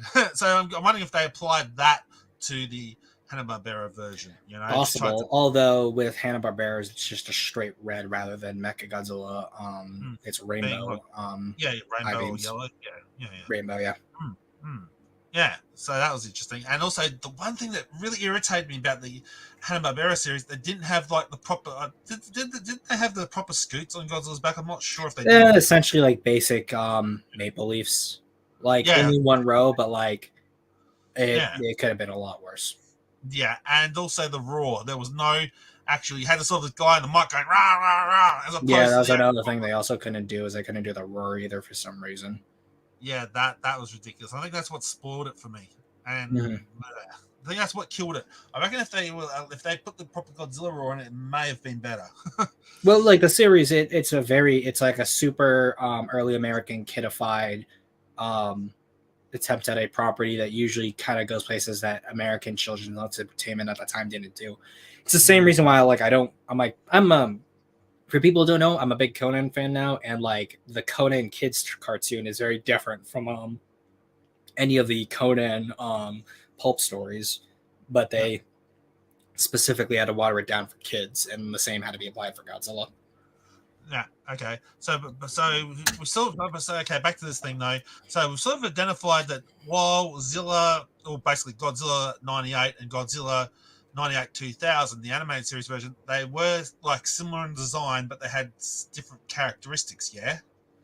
One sec, repeat that for me one more time, please. I was trying to say is that the Godzilla movie version and the animated series version, while still having the similar look to it, like the similar look to the Godzilla, it actually was actually a slightly different character because of the different characteristics. Yeah, sure. Yeah, so there we go. So that being said, that's what I was saying because everyone says that once Zilla is Zilla, that's it. That's what I'm sort of saying. It's like then how can you actually sort of distinguish that they're calling like people are saying that the animated series Godzilla is now they're calling that Zilla Junior, but I'm thinking that's a bit of an insult considering the Godzilla Junior was actually a lot more advanced than its even movie counterpart. Mm-hmm. Well, I mean, like it's sort of like the same thing as like some people call Kiryu Mechagodzilla 3 rather than Kiryu because like there are certain places that have indeed called that specific Mechagodzilla 3. And because of the fact that like we know Toho doesn't distinguish very much between Godzilla 98 and Zilla as being like these totally different separate creations, because even before Final Wars was made, they referred to Zilla at that point as American Godzilla before they Yeah, finally that was like cool. slapped it I like on a that. name. They just called that's when they finally did give it its own name, Zilla, and that's what allowed the design to keep on existing because Zilla is the only monster or the only Godzilla design at this point, quote unquote Godzilla design, that actually appeared alongside another Godzilla design in a canonical, serious Order, yeah. story. Yeah, in order because basically it wasn't like I said the GMK Godzilla, and of course the Monster Wars Godzilla was also around the same time. But Yeah, like GMK, well, now obviously it doesn't appear in GMK, but Final Wars, Rules of Earth Final Wars. appears Yeah, in sorry. the Planet of the Monsters prequel Yeah, stories, and then of yes. course still appearing in like large ensemble cast in video games and all that. Yeah, I actually that's what I've been trying to find out. It was some more the Godzilla '98 in actual video games. So I haven't, like I said, it's been hard to find. Mm. Yeah, so yeah, well, maybe you and I can talk about that at some point because I've been trying to find some of those. The But only like there's two I think two video games where TriStar Godzilla before it was just Zilla was added. I think actually no, was it 2 or 3? 3. Or it was probably more than that because technically, Yeah. well, it was in like I know it was in there was the 98 pinball, but I'm not really counting that. Godzilla Online was its own thing, but I'm more thinking like there was a trading battle game where it was on the Yeah, that's cover. also the trading card game for the Then it was in PlayStation. Sega. It was in Sega. It was in the Sega Dreamcast game, Yep. Generations. Yep. And then I think, not including like the Monster Wars Game Boy Color game where it's based on Yeah. Godzilla series. I think Yeah. it was also in like Godzilla Giant Monster Assembly, like that sort of not I was going to say pachinko, but Tamagotchi game. Yeah, and I would have loved to have actually seen it in, like I said, the that Tritech, Godzilla monster games, because I reckon Zilla would have been perfect for those fight battles and those games, Mm. those fighting games. Godzilla Unleashed and yeah, yeah, Godzilla Destroy All Monsters Melee. I reckon it would have fitted in really good with that. Yeah, But well, I mean, like the monster would have had a better chance appearing in those games as Zilla rather than a Godzilla design because even between the first 2 games, you only saw 2 Godzilla designs, and it was it was the current Godzilla at the time, and then it was the most loved Godzilla design because you never saw a Showa Godzilla design in those games until 54 was in only the Wii version of Godzilla Unleashed. So and honestly, if Zilla had appeared as his own monster, there's a bigger chance it actually would have actually appeared in that game. Yeah, and I would have loved to have seen actually. I reckon it would have been cool to actually see this version of Godzilla in like the PlayStation 3 game. That would have been nice as well. But The one that's just like titled Godzilla. yeah, PS3, PS4 version. Yeah, that one. That would have been nice as well. I reckon it would have had a little bit more speed too, because those when they were moving those Godzillas around, they were a bit more cumbersome. But that was sort of basing it on the cumbersome way they were moving in the movies. So, but I think that was also the fact that I just kind of wanted to have like them be more in line with the movies, and even then, not it's the case where we didn't even see any of like Zilla or 98 didn't even appear in the Kaiju guide. The only like American monsters we see is 2014 Godzilla, but outside of that, it's just all the show monsters. I think the Millennium Monsters, and then just 2014. And what would be nice is if they took away that whole generator mission. Yeah, well, that was like that. The issue with that game in general is the fact that they gave a small studio very little to work with and so many restrictions, and then because of that, like a team that didn't really know how to like make a big budget game with a big property essentially just made like the bare minimum it could. Yeah, I just wish that they could like that whole generator part of the mission. Like should have had like as like a side mission, to protect the generators or beat the generators, and then had main mission, the whole main story about just versing monsters. That would have been a lot more epic, I reckon, as opposed to the having to destroy the generators plus verse the monsters plus verse the military all at once. That was a little bit of a mess for me, but I still enjoyed the game. But it's just it was only slightly less enjoyable because of the whole destroying generator things. Anyway, we're sort of getting sidetracked. Back to the point. So now they move up in this fact for the Toho Zilla from 2004. That would be the Final Wars Godzilla, I believe. Yeah. Okay. So they reckon the height of that one was 295. Yeah, something along those lines. And the weight they believe was 20,000 tons. Yeah, there are certain sources that either don't give a weight or sort of theorize a weight, but most sources do not actually give a direct weight on the monster. Because I thought it would have actually stemmed back to the 6,000 or the 60,000 or the 500 tons as the previous versions would have done, but And again, they address it as female, so. Yeah, it's also, I think it's just because of the fact that 98 has been kind of said to be female, so they just kind of put that onto this one too. But it was kind of a bit of an insult to females if you think about it, saying that the female is actually weaker. Yeah, Toho would have a bit of an fun day with that one, eh? Anyway, abilities can run up to 300 miles per hour.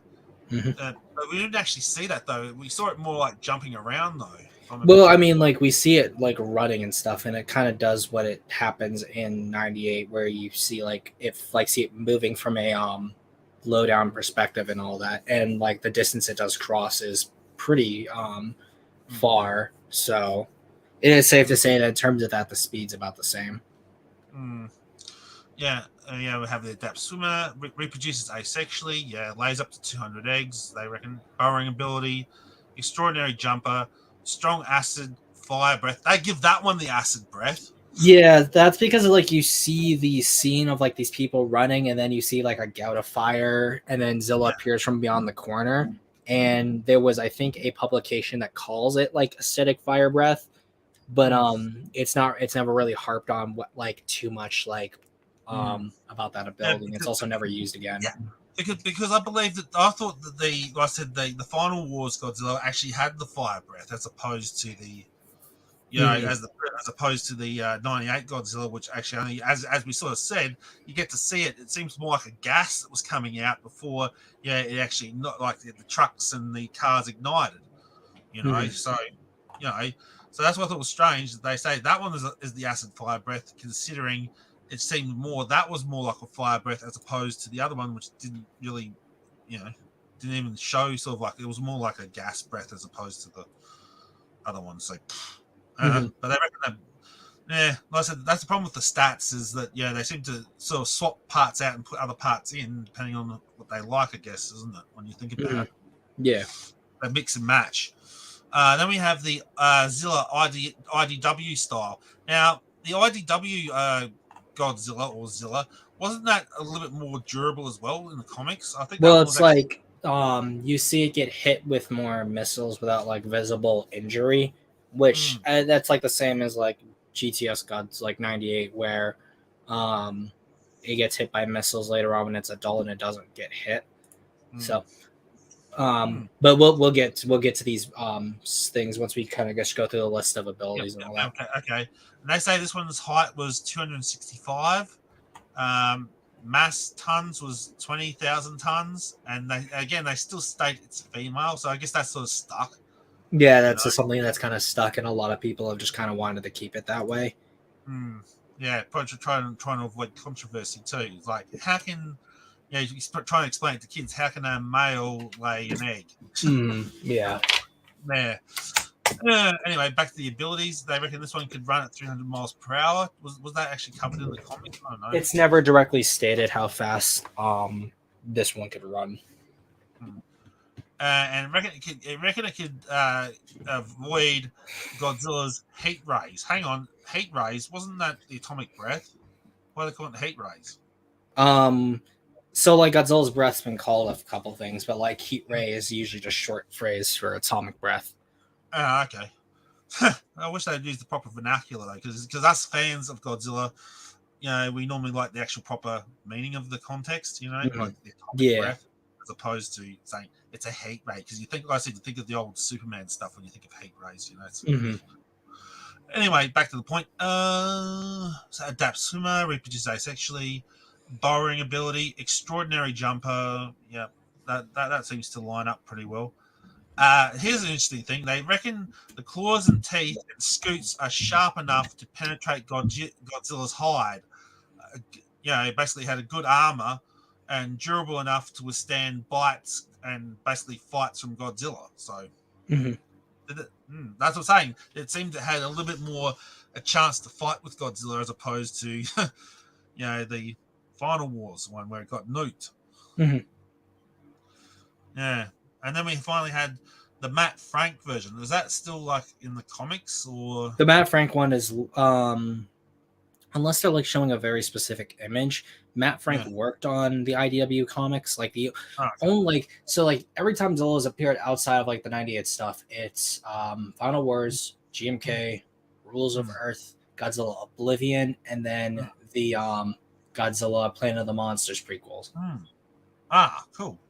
Okay, so again, they sort of give it. They say it's actually taller now in this one, where they say it was 328 as opposed to its original 265.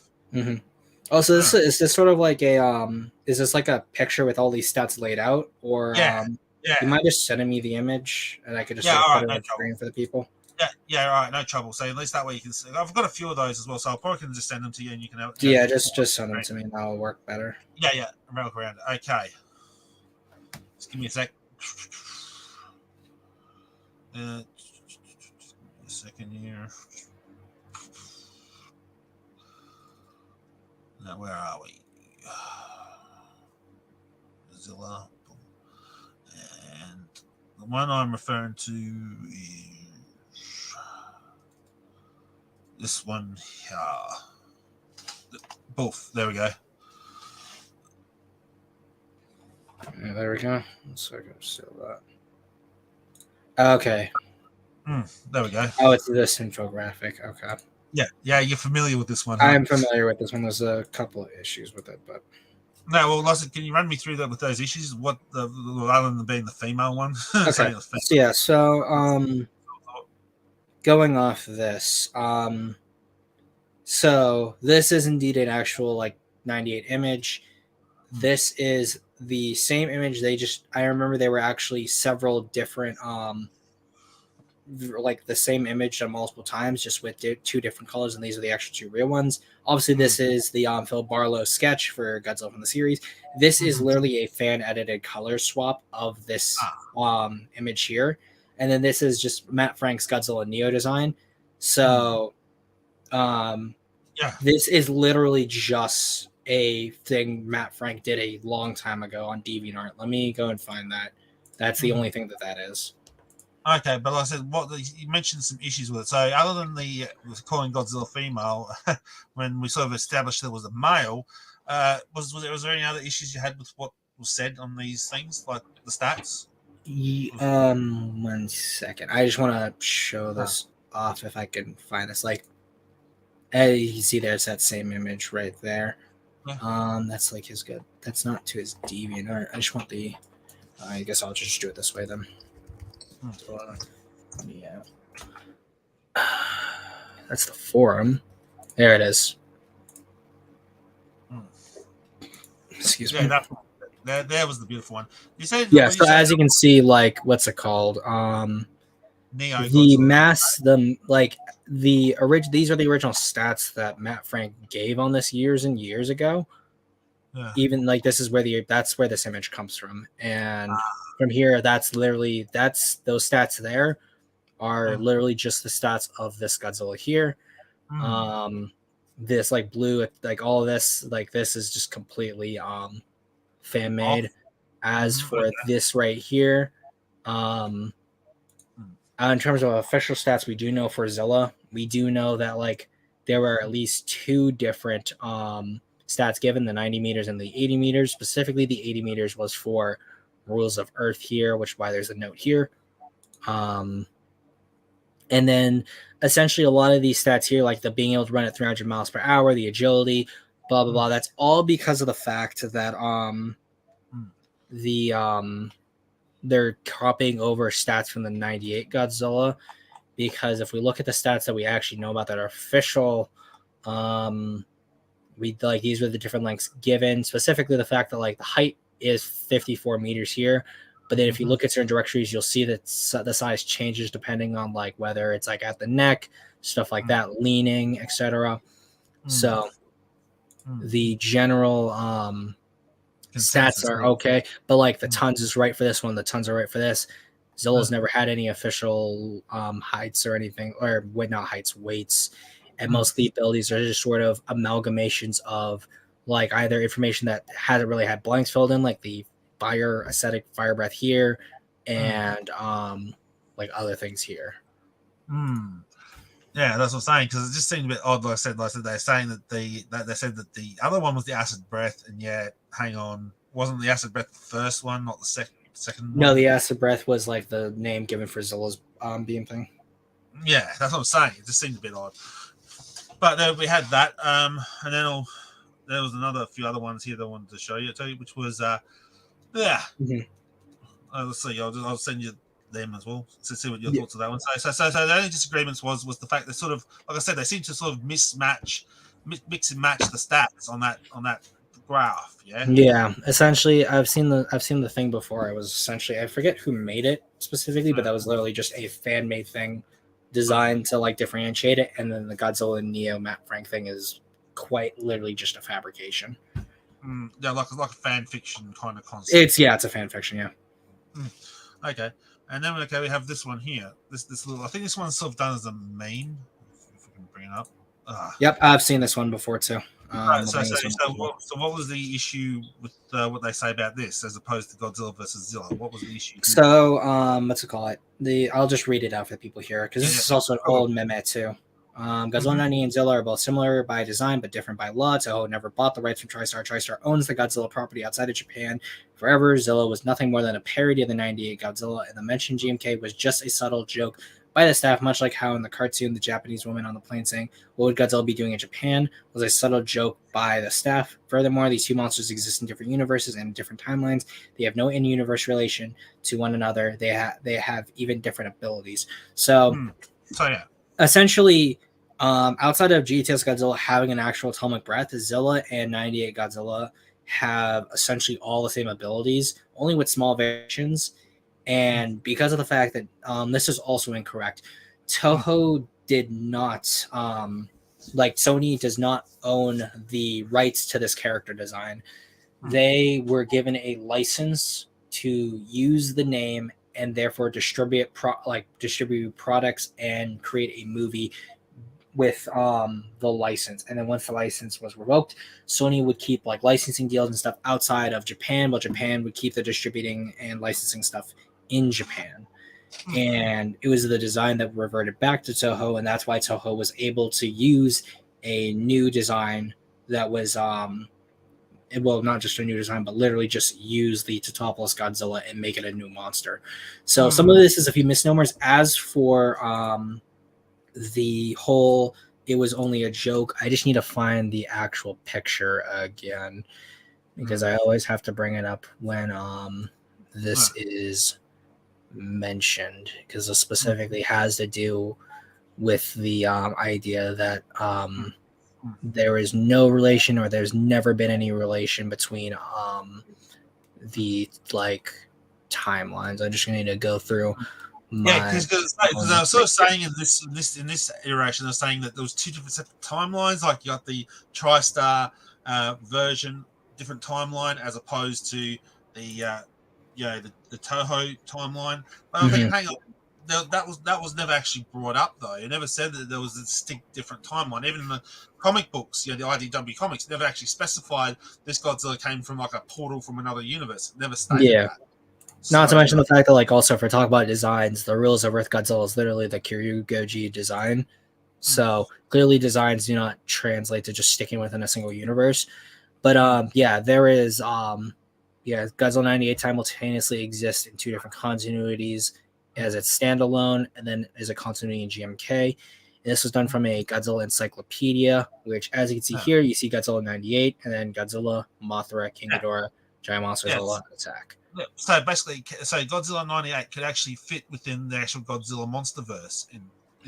Well, that would be a little more of a stretch because the MonsterVerse doesn't share continuity with other films. Like with GMK shared continuity with the 54 film, so sharing continuity with another film that came before it makes sense to a degree. But in the case of MonsterVerse, where it has no relation to any of the other films, it sharing continuity of 54 would be very weird and would also break a lot of continuity.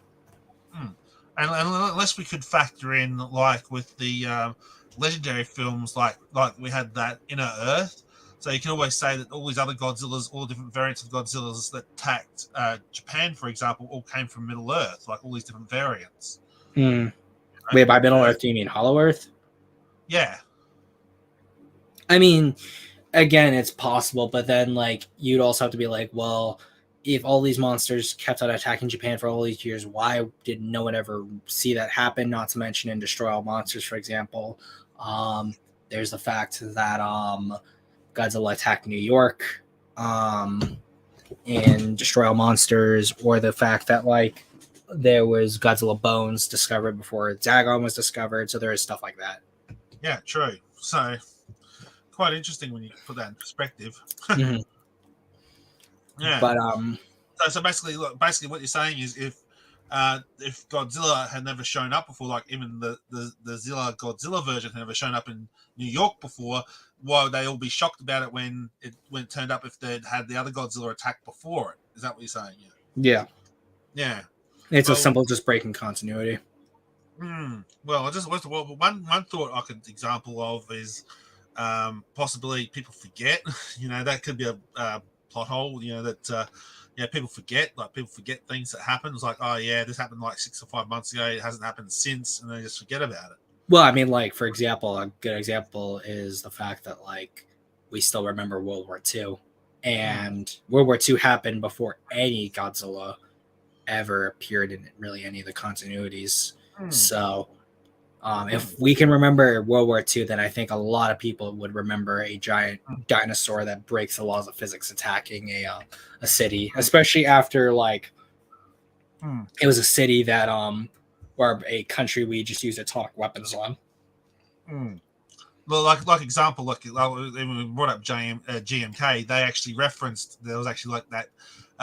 They think that the Americans thought there was a Godzilla like creature that attacked it. So, yeah, Mm-hmm. I guess a thing people would have to remember, even if the New York people wouldn't remember, other people around the world would still remember. I guess is where we're coming Yeah, from. exactly. Hmm, fair enough, and because no one actually remembers, that it would be very very silly that no one else would actually remember a giant lizard attacking New York. So Yeah, well, the yeah, other thing is that like even some people would say that like it doesn't make sense for 98 to appear in the GMK timeline because no one in the 98 movie talks about like a Godzilla attack in 54. However, it should also be taken into account that in a lot of the Godzilla movies, small details are retroactively changed to better accommodate the continuity of a new film. The best example of this is in Godzilla against Mechagodzilla, where instead of the oxygen destroyer dissolving Godzilla completely, it only dissolved his flesh, and that's why the skeleton were still able to remain in there for Construct Kiryu. mind you though, that was also a re-edit from the original, where actually his whole entire bones even got vaporized in 1954, the actual Yeah, original movie. but in the original movie, they definitely do dissolve entirely because we do see a skeleton. It's just it goes body, skeleton, nothing. While in Mm, Godzilla against Mechagodzilla, we see the new scene with that new suit that mm, gets dissolved, and then you see the sort of skeleton float towards the screen. mm. So Toho is not above having small details changed Right. to better accommodate their continuity between their films. And like even the year before that, Godzilla versus Mechagodzilla was similar to where Godzilla 54 happened, but in this continuity, the Oxygen Destroyer was never used. So it is safe to say that there were probably similar events to 54 happening in that continuity because we do see the Miragoji suit superimposed in front of the 54 suit in certain scenes. So that is Mm. another thing to take into account. Yeah, true. And it seemed like in sometimes even the movies seem to have, like I said, those sort of things that seem to be like inconsistencies as well. But then again, if you think about it, if they were in alternate realities, alternate timelines, that would be inconsistent. Mm-hmm. But then, like you said, it did seem silly to say that the Godzilla and Zilla are in two different separate universes, because there's no evidence or no information to back that theory up, is Mm-hmm. there? Technically, Yeah. yeah. So that's where that person got that a bit wrong, saying there was actually in two different separate universes. Oh, by the way, that's another thing too. I thought as well, because you said that basically Toho loaned the license to TriStar and Mm-hmm. that. Yeah. So Yeah. I was trying to figure out when they loan things out now, like I said, like with Legacy, don't they set like ground rules and stuff, and they say you can't do this, you can't do that? So 98 was a learning experience for Toho. If Mm, you look at interviews specifically, the best like example of this that you can see as to why people have such an issue with Emmerich and the design is look at the it's on YouTube. It's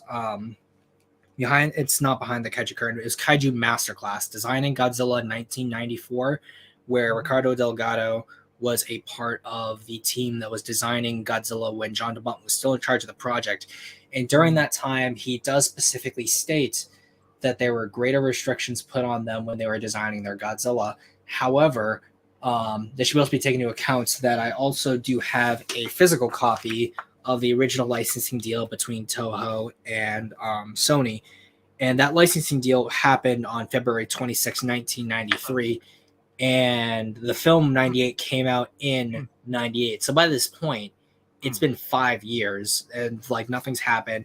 And also taking into account that if it's in 93 right now, parts of the Heisei series hasn't even been made. Toho's wondering what's going on with the American film because they had that small teaser about an all-new American Godzilla movie. And as the project became further and further away and they wanted to have Emmerich helm the project, Emmerich wanted complete creative control. Sony wanted that. And then once he just showed the design to Toho, Toho essentially gave them a day. They decide, and then finally they gave him the okay. They never saw a script or anything. There's never any evidence to say that they did. So clearly, between when DeBont left the project and Delgado and those guys left the project, and Emmerich's ideas were on set, the Toho was far more lax with what they would allow, and that's why we got what we got for 98. However, after Sony's rights reverted, and since the licensing deal ran out, not rights reverted. Once that happened, the when they finally did the legendary stuff, that's why there was a lot more restrictions on the design, and that's why when Toho lends out stuff now, they're a lot more restrictive, and they are also far more like very, very big on not letting things happen. And like even then, like for example, I'm just gonna do another thing for my other slide here. It's been said that they gave them a Godzilla Bible. However, from what we do know, the things that have been said and corroborated across different articles, it was that Godzilla needs to be taken seriously, maintain his nuclear origin, keep an original look, and don't kill him off. Those are the things that they wanted. And just right here, I have the 98 Godzilla. I have the William Stout Godzilla from the 3D Godzilla King of the Monsters, and then we have the John DeMont Godzilla. So green means yes, yellow just means kind of, and then red just means no. So take Godzilla seriously. The DeMont Godzilla really did do that. The Stout one did not, because in certain versions of the script they had him like using buildings like swords and trains like nunchucks and stuff. That would be interesting. Yeah, so it's very, very kind of kiddie cartoony. So no, I know there were certain versions where Godzilla is a lot more tamer, but we'll just say no, just for the sake of argument, in 98's favor. 98 kind of does, because certain times it does, but then other times you have like a lot of jokes being cracked. The fact that like you have the baby Zillas slipping and sliding on gumballs and rubber balls in the stadium as they're being chased. So sort of, but not really. So we'll say okay. But that being said, though, you got to also understand that also, again, okay, it was done for comedic effect, but then again, you're also thinking of, you know, like a newer, these are newborn life forms that never actually had seen all these new things before. So it'd be like, you know, like a cat or a reptile or something that had not actually seen things before, sort of geeking out or freaking out, or even being somewhat childlike. Which is what you sort of get with that funny scenes where they're being childlike. But in those scenes, it's less them being childish and more just Nick just throws down those objects to slip them up specifically. And we don't know a weight for these animals, but given the fact that they can jump and pin down like grown men, it's very clearly like they're larger animals. So like having them sort of slip around like they're like Home Alone characters or something makes a lot less sense, where in reality, if like they were really just barreling down after prey, it would make more sense for them to just crush them underfoot. That'd be true too, because of the weight distribution. They forgot about the weight distribution. Yeah, fair enough. And then maintain nuclear origin. There is nuclear power involved in the DeMont Godzilla, but it's mostly Atlantean science, so kind of. Yes and yes. Keep the original look. That was one thing they said. And this sketch right here was the sort of reference photo they used specifically for the designers that Delgado used. And Emmerich was also given these, but Emmerich obviously threw that out. So yes. Excuse me. We can go back to more of the Stout designs. Obviously very more traditional retro T-Rex look to it, and of course like the model is falling apart even at that stage. But Wow. like overall, still very very close to a traditional Godzilla in that Yeah, sense. whatever happened to that maquette? Is that maquette no longer No existing? one knows. Oh, No one knows. okay. But Yeah, essentially, the original look is maintained, that was but cool. then isn't for 98. And then finally, they didn't want Godzilla to be killed off, which isn't in the DeMont version. He is killed off in the Stout version, and then 98 is killed off as well. So obviously, the Stout one didn't really get too much off the ground because they didn't really get Toho's full like agreement to. They just sort of were helming a project that they wanted to do, maybe. But with the DeMont one, compared to 98, we do see that there was far more consistency with what Toho had wanted, which makes sense because Toho had more of an eye on them. Yeah, so that being said, like say if you or me decide to do like a Godzilla series, Toho would shut us down basically. Well, they would shut us down because like we haven't paid to use Godzilla. But like if like we were given the opportunity to work on a Godzilla project, one, you then have to ask like what Godzilla project are we working on? Is it legendary? Because then we have things like, oh, you have to use a legendary design, blah blah blah blah blah, stuff like that. And the like. But so it would cover a lot of different subjects about designing your own Godzilla and stuff like that. That's what I'm saying. Yeah, there would be guidelines needed. Yes. Yeah, interesting. Yeah, so man, we have to talk about this other stuff later about these other Godzilla stuff because I'm into Godzilla too. So yeah, I just haven't actually divulged too much into the lore. Like I watched the movies, I played the games, but never actually divulged too much into the lore. Anyway, so back to this other one here that I also had as well, because we are still talking about Godzilla versus Zilla. Just let me see. Where is it? Bring it up. Okay, here's another one too that just seemed rather interesting as well. There we go. About the apparently differences. That's also another meme I've seen before. That's an old meme. Yeah. So what was wrong in this one as compared to being truthful in that one? So exists in Sony's universe. We've already said that's not true because it exists also in Toho's GMK universe. Yep. It was created by the French through nuclear tests in French Polynesia in the 60s.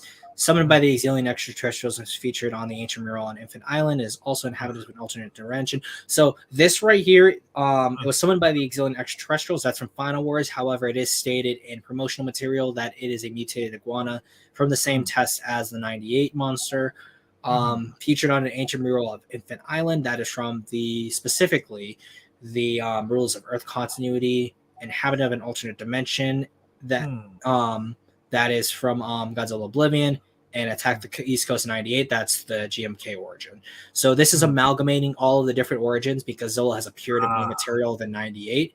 But then saying that, like, if we're going to say that as a point as to why these are two different characters, then technically Godzilla, like different versions of Godzilla are different characters because if we're going to split hairs like that, there is enough of a legal argument to be made that, well, this character is different from this character, although they're both called Godzilla, as we can see by these parameters. But really, that doesn't matter all that much because things like that can always change with continuity. Stands about 60 meters tall, stands about 90 meters tall. Of course, looking at certain material, that's always going to change based on like how they position the Godzilla. And with Zilla's always had like a very simple posture, while there's always been kind of inconsistencies with 98 where we want to actually have that final height be resting. Has very soft offspring, has no offspring. That's actually not true. And I know this meme was made before it was made when Oblivion was made. However, let me show the picture from Oblivion. Yep. There it is. So in Oblivion, we do see like it surrounded by other eggs. So clearly it had offspring. I just assumed that was like wreckage from the buildings or something, But also if you look at the fact that like building, but like these are all very spherical, not to mention the fact that they're rounded and they're evolving around Zilla. Like those are more like eggs. Interesting. And then uses a flammable breath weapon called Power Breath, uses a flammable acidic from its stomach. Like there's essentially both of them act in the same way. Saying that they are different things is sort of like saying Godzilla 54's atomic breath is different from Godzilla 55's atomic breath because at that point they hadn't settled on using the term atomic breath, and Godzilla's breath is called incandescent light more than it's called atomic breath at that time. So in that case, the aesthetic fire breath just doesn't use the term power breath when in reality they function exactly the same. However, power breath does not function like the incandescent light, which functions similar to the atomic breath. So therefore, the naming distinction works for the incandescent light and atomic breath, but it doesn't work for these two because in form and function they are exactly the same. And also, I thought mainly also the word power breath actually more stemmed from like the games or the even Digimon. I thought it more referred to like power breath for Agumon when it did that pepper breath. Pepper breath is what it's called. And Nova Blast was Greymon's attack. Yeah, and some people even called that a power breath. So I wonder if that's where they got it wrong. Well, I think it's just like power breath, like it talks like the wet, like because it's coming from the mouth, that's a beam attack. It's not the atomic breath. So power breath just sort of became the phrase. But since like Emmerich has called it power breath, that's why we call it power breath. So it had nothing really to do like with other sources. It just was more like this guy said that. Okay. And it's also the director who's saying that too. Like if some random person just started calling it that, probably people wouldn't be like taking it as seriously. Like for example, King Ghidorah 98 from the Rebirth of Mothra films, people call that design Grand King Ghidorah, even though it's never really called Grand King Ghidorah in the movie.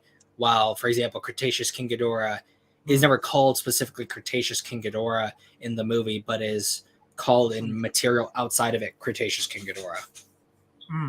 True. Very interesting.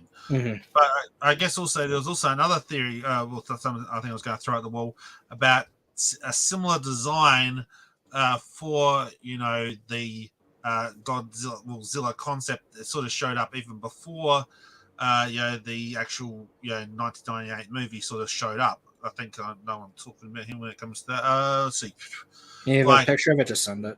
Yeah. I'm just going to do. It was, I believe, it was for like I said, the monster movie where I'm just trying to think of it, where it was, Monster Island, like one, like the poster for that. I don't know if that was actually. Like I said, as you can see here, it sort of does resemble. Okay. Godzilla. See what I mean? So I'm wondering if the poster for Godzilla versus Gigan. Gotcha. Yeah. So I was thinking to myself, they already had sort of the green atomic breath down. They also sort of had like the similar stance as like the 98 Godzilla. So I'm wondering even if the concept was sort of even in Toho's sort of general thought of where they wanted to take Godzilla at a point. But I don't know.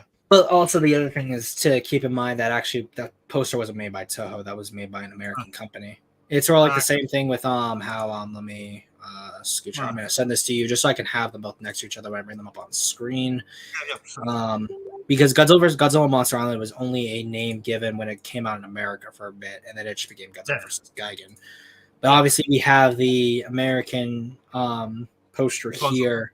And then for the next one, the Godzilla versus the Thing, where it like looks very much not like Godzilla, where it only has like this small row of spines, very sleek. Even just like other like American posters, like there's this one that just looks really out of whack, or even the fact that like artistic liberties can always be made because like this is technically this is advertising Godzilla versus Mothra 64, but like this design clearly looks more like the Kiryu Goji. What else would be another? Or actually, let me just look up American Godzilla posters in general. Yeah, but I was saying it seemed like it almost seems like the 98 Godzilla was almost in the whole mind of like the people at the time.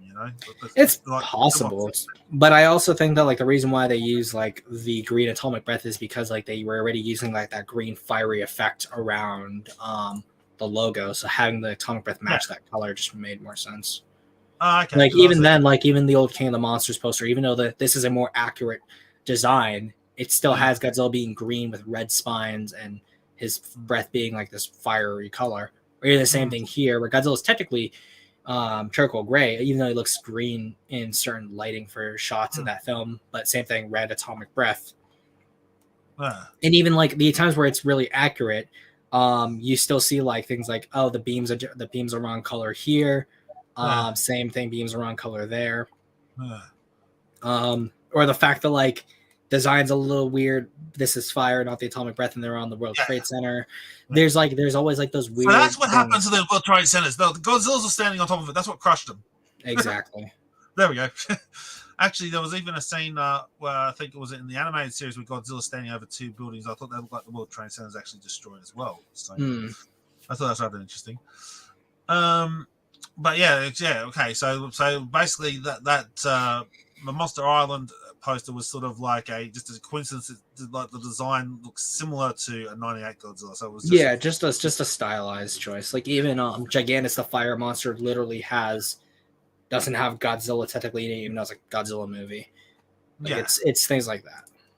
Yeah, so that was just like I said, it was just a coincidence. Okay, but I thought it was rather interesting though, for an interesting coincidence that had green fire breath, and it was like a slender version of Godzilla, like almost like thing. And even you said when you had Godzilla versus the thing that was the smog monster, wasn't it? Or was that Mothra? Yeah, that was Mothra.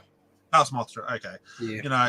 So we had that thing as well, and I think it's funny with that poster. It actually looks like the thing almost looks like Biollante in a while because it had all those tentacles coming around it. Yeah, in a way. So I just thought it was weird. Like I said, it's almost like the American movies almost like predicted, future Godzilla movies, but that could just be, looking into it too much. It's definitely a coincidence, and also probably like maybe people are just drawing design elements from similar places or things from their childhood. Yeah. But I thought it was really, really interesting when you look at it, though. It's like, that looks almost like the way it was, Yeah, but it's like the Simpsons, bringing up the Simpsons with when they thought they told the future, it's like just a coincidence. Exactly, yeah. But it's just a very interesting coincidence. Okay, let's see what else we had to cover. I think that was mostly, it. But I just thought the reason why I sort of liked the '98 Godzilla film was, like I said, not only because it was sort of like a parody of Jurassic Park, but also I think the more of the bigger side to it was like it had this sort of like that's the realism to it, and taking a different stance on the whole, being immortal, being like the spawning thing as opposed to, like being immortal, like can't be killed. Okay. Right. I just want to pose a hypothetical to you, if you're willing to sort of entertain it. How familiar are you with Batman? Yeah, pretty well. Yeah, roughly, yeah. So let's say Batman no longer has his cape anymore. Which did happen. Okay. Let's say Batman loses his mask. So now he no longer has his cape, and he no longer has his mask. But he's still a vigilante.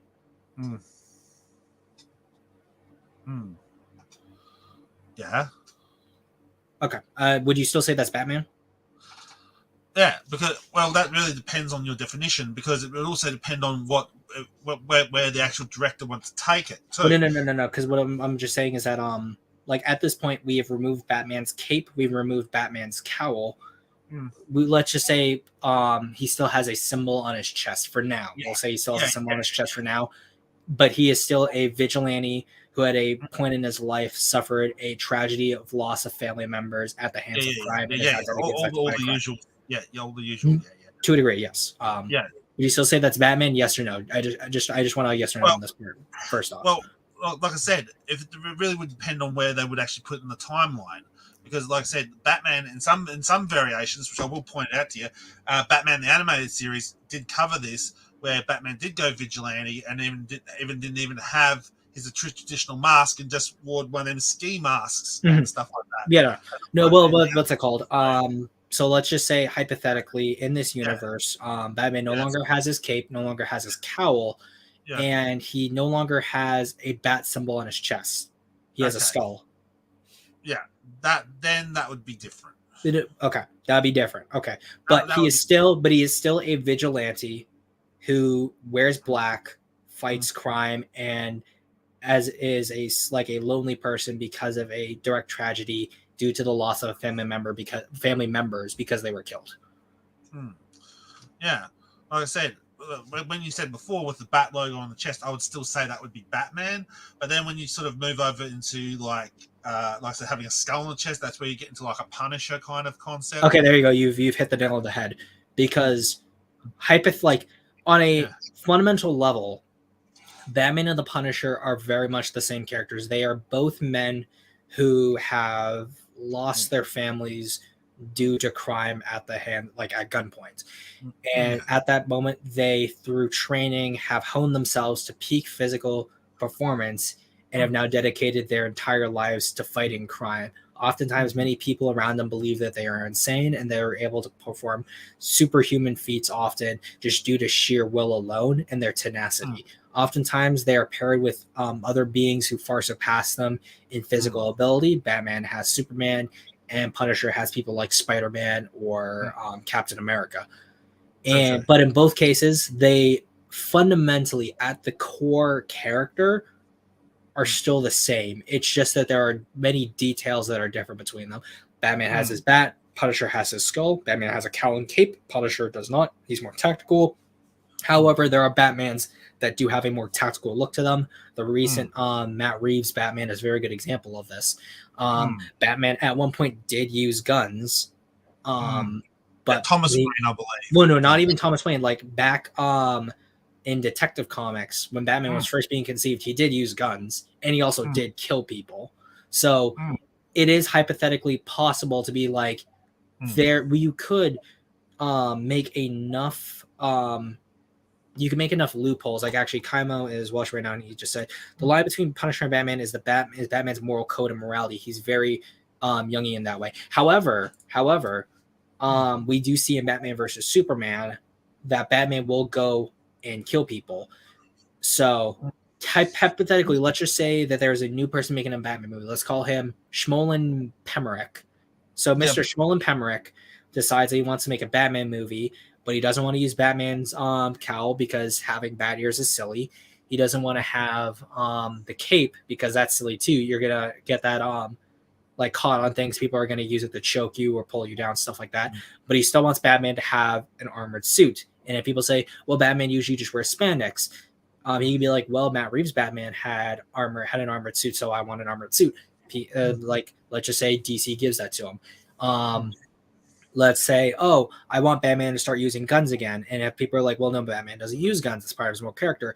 Mr. Schmemrick can be like, well, old Detective Comics Batman used guns. I want to make this as a tribute to the old version of the character. I wanted to go back to the roots of Detective Comics. And let's say they allow that. And of course, like they wouldn't be able to give him the skull because then he literally would be the Punisher. But let's just say they change the symbol of Batman from being a bat to something else or nothing entirely. Like it is just like essentially fundamentally Batman without anything that makes him Batman. However, he is still, let's say his name is Bruce Wayne. He isn't like a part of a wealthy family, but like his parents were still killed at gunpoint, and he trains. He doesn't necessarily train around the world, but he trains to become a masked fighter who in this case uses lethal force. Yeah, like being trained by ninjas or something as opposed to some. Well, let's just say like instead of him being trained by ninjas, he was trained by like the military, but he just he got honorably discharged, which allows him to then go on the streets of Gotham and fight crime. Yeah, I'll follow you. At that point, you fundamentally made a character that brushes the line between the Punisher and Batman without being really either character. It just so happens that you were lucky enough to have DC be so lenient that they would allow all these changes to their iconic character. Like another good example of this is Goku from Dragon Ball Evolution, where instead of him being a Saiyan, he is like an Ozaru, but Ozaru isn't like a transformation that his race has. He is literally Ozaru, the rampant alien. And instead of him being a young kid trained by his grandpa, he is a horny teenager trying to get with a girl, which he never paid attention to in the original series. And like the concepts of ki are not related to how they are in Dragon Ball, but like he wears orange and he uses the Kamehameha as Goku. That is the fundamental issue that people have with Godzilla 98 is because of the fact that there's so much divergence where you could say, well, you could say, or well, there is that, but because there's so many exceptions that have to be made, and so many changes were made specifically because of like a reason like realism, but when in reality realism is broken in all these other places. So for example, no atomic breath because that's not realistic. Well, Godzilla is also just jumping and running all over the place despite being a like gigantic monster that would crush itself under its own weight, or the fact that it's a reptile and it's raining out throughout the entire movie. It shouldn't be moving this fast anyway because it would be cold-blooded.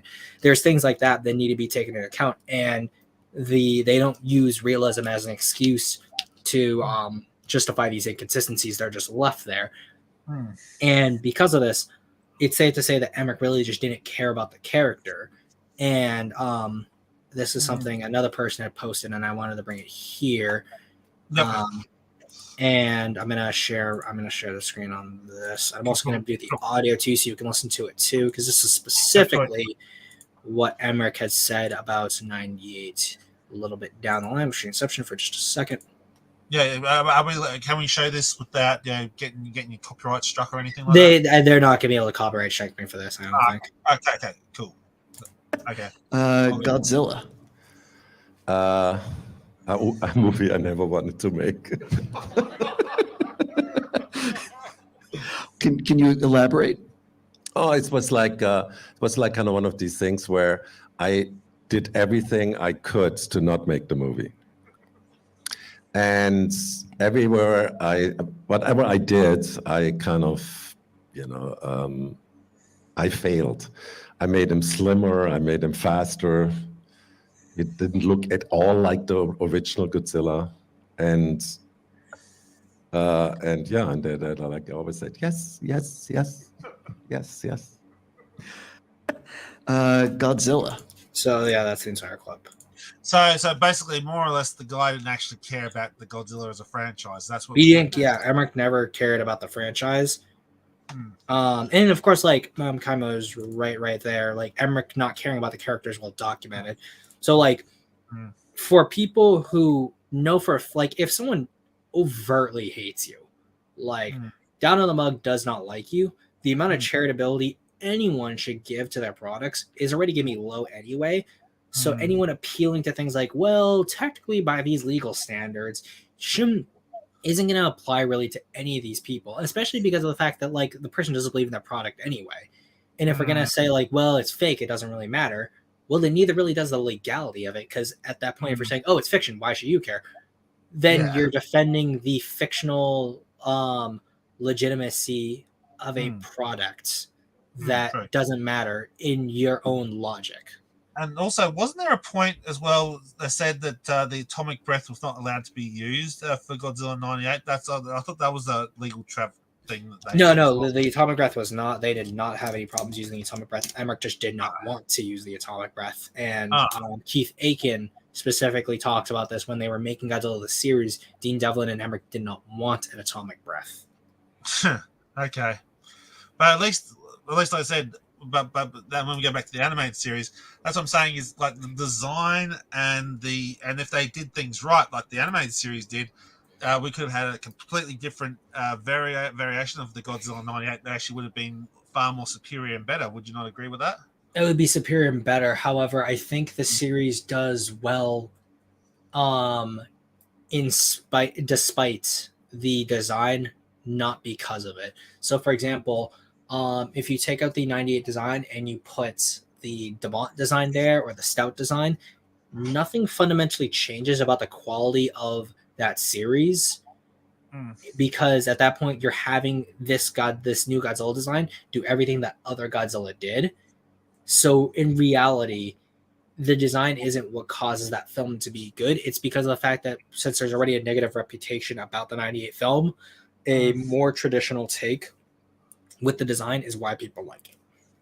So you'd say something similar to something like, that would have been somewhat better if you're looking at Facebook comments. So something like that, people you think would have been more likened to as opposed to what's called. It's I'll just show the I can't remember where I found that image either. I think maybe in DeviantArt. I can't remember who the artist was, but that was pretty cool.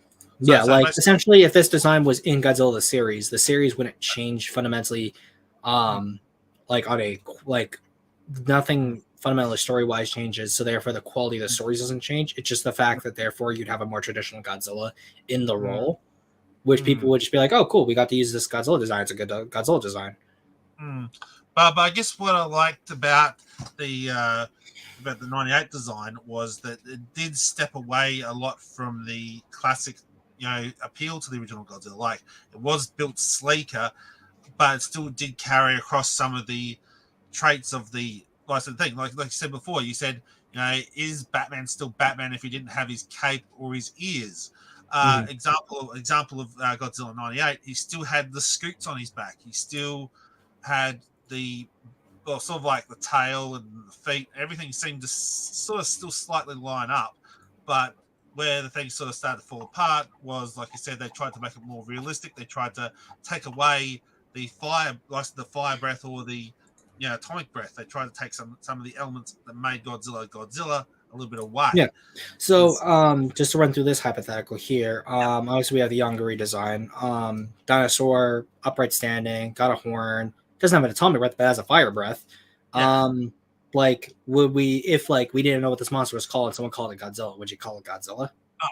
Actually, I got something funny with that too to show you about that too, because I thought that was a funny as well. They actually did do something like that over here in Australia, believe it or not. I believe they actually called Yongari over here Reptilian. Yeah, that was just where that was just what the Western release of that film was called. Well, the 99 one. Yeah. But yeah, hypothetically, if you've never seen this monster before and someone told you that this was a Godzilla, like this was a Godzilla movie, like just one from like the 60s, like one of the weird Godzilla movies, and you never knew what it was called, would you call it Godzilla? Because it is different. It is like sleeker in some ways, like it has a sleeker head, doesn't have like a normal atomic breath, but has more of a fire. So that's just the thing. Yeah, that's what I'm saying. If you didn't know what it was and you didn't know the property, you could call it a Godzilla film. Exactly. Yeah, I get what you're saying. Since obviously you're not British, but you're Aussie. So. I like that one too. That was Gorgo. Gorgo, yeah, Gorgo. Obviously, there's no atomic breath, but still upright bipedal reptilian, still and actually immune to conventional weaponry, unlike 98. So that's something it has over 98. Maybe make some of the scoots a little bit bigger. But if you didn't know that this was Godzilla, would you just say like, oh, this is about a different type of Godzilla? Yeah, that's what I'm saying. Like I said, if you had no knowledge of it being something else, you could say that, couldn't you? If you had no knowledge of it. If you had no knowledge that was, Gorgo, if you had no knowledge of Gorgo's existence, you would call that a Godzilla, wouldn't you? I mean, because that is a similar stance. Yeah, because at least with in the case of like Gamera, Gamera looks so different from Godzilla, where you couldn't say, oh, that's like Godzilla.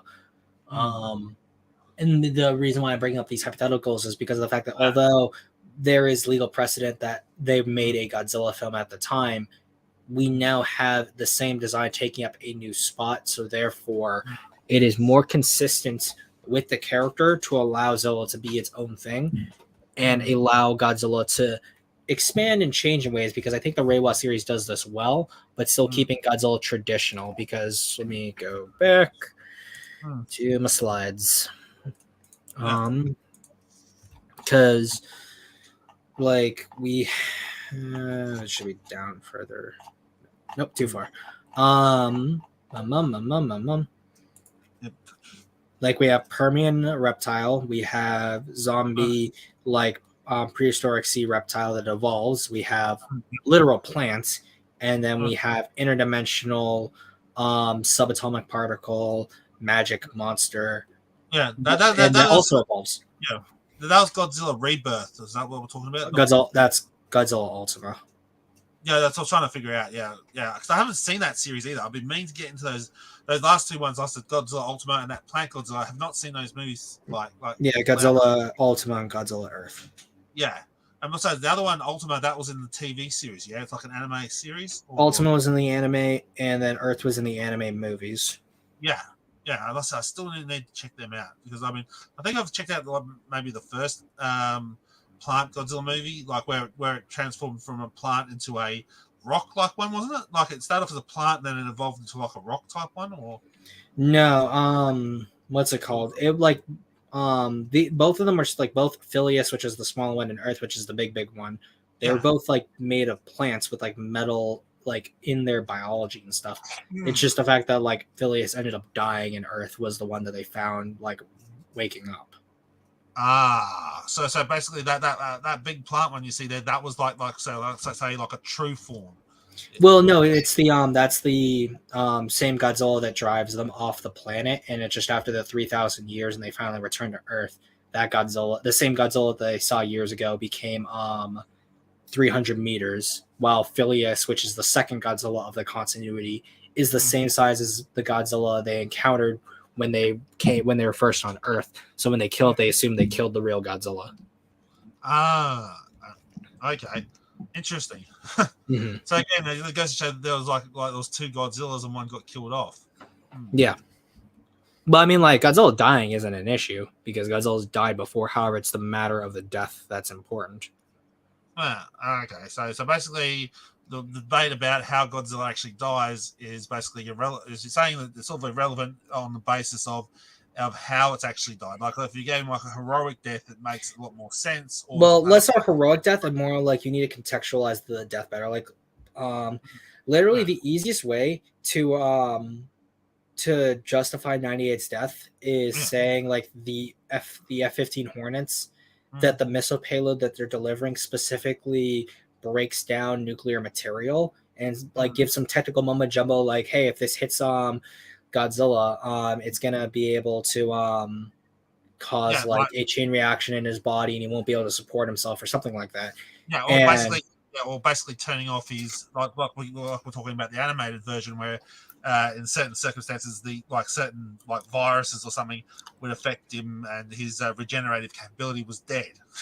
Yeah, something like that. Like giving Godzilla's death something that's more like worthy of a product of atomic weapons rather than just basic missiles. But if they were like atomic missiles, would that have also technically worked because it's working on atomic? I'm not talking about like atomic, like actual like nuclear warheads. I'm talking about like like weapons that specifically like counter radiation. So like using certain chemicals to break down particles and the like. And so basically the ones that were used on the jets, they were just your standard warhead. Is that what you're saying? Yeah, no, they're not even they're just standard missiles. Yeah. Standard missiles. Okay, and that's where people have a big issue because it wasn't like there was nothing special about the missiles or anything like that. It was just like down and out, just like that. Yes. But then again, you've also got. I guess what people still got to factor in was the fact that it already got bombarded by the atomic submarine, which could have possibly weakened its regenerative capabilities. Well, I've actually read also the novelization, and it doesn't really talk about like it doesn't really discuss anything involving like Godzilla's regeneration being affected by it. But again, the other issue is that those warheads used on the sub have the same destructive output as the missiles, so therefore Godzilla should have died there than on the bridge if we're just talking about like, oh, it disturbed his regeneration in that sense. No, but that's what I was thinking. Like it was like what I was trying to say is that those missiles, like you said, were pretty powerful, right?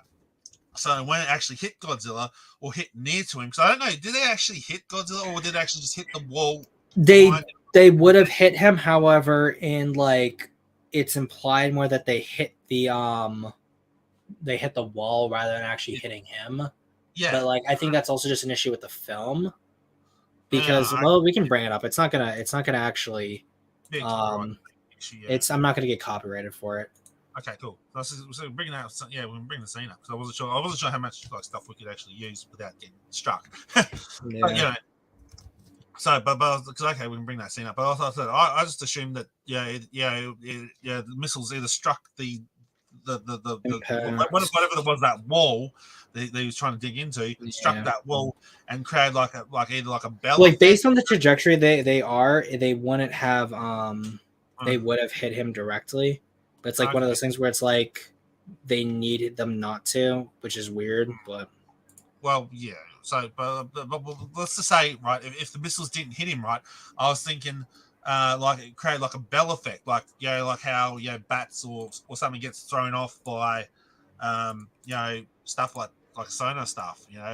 It sort of messed him up a bit, and I'm wondering if that like that sort of vibration would have also affected his regenerative capabilities, like just the impact of like the vibrations from the impact could have affected the regenerative capabilities. But it could have, but then the issue is that yeah.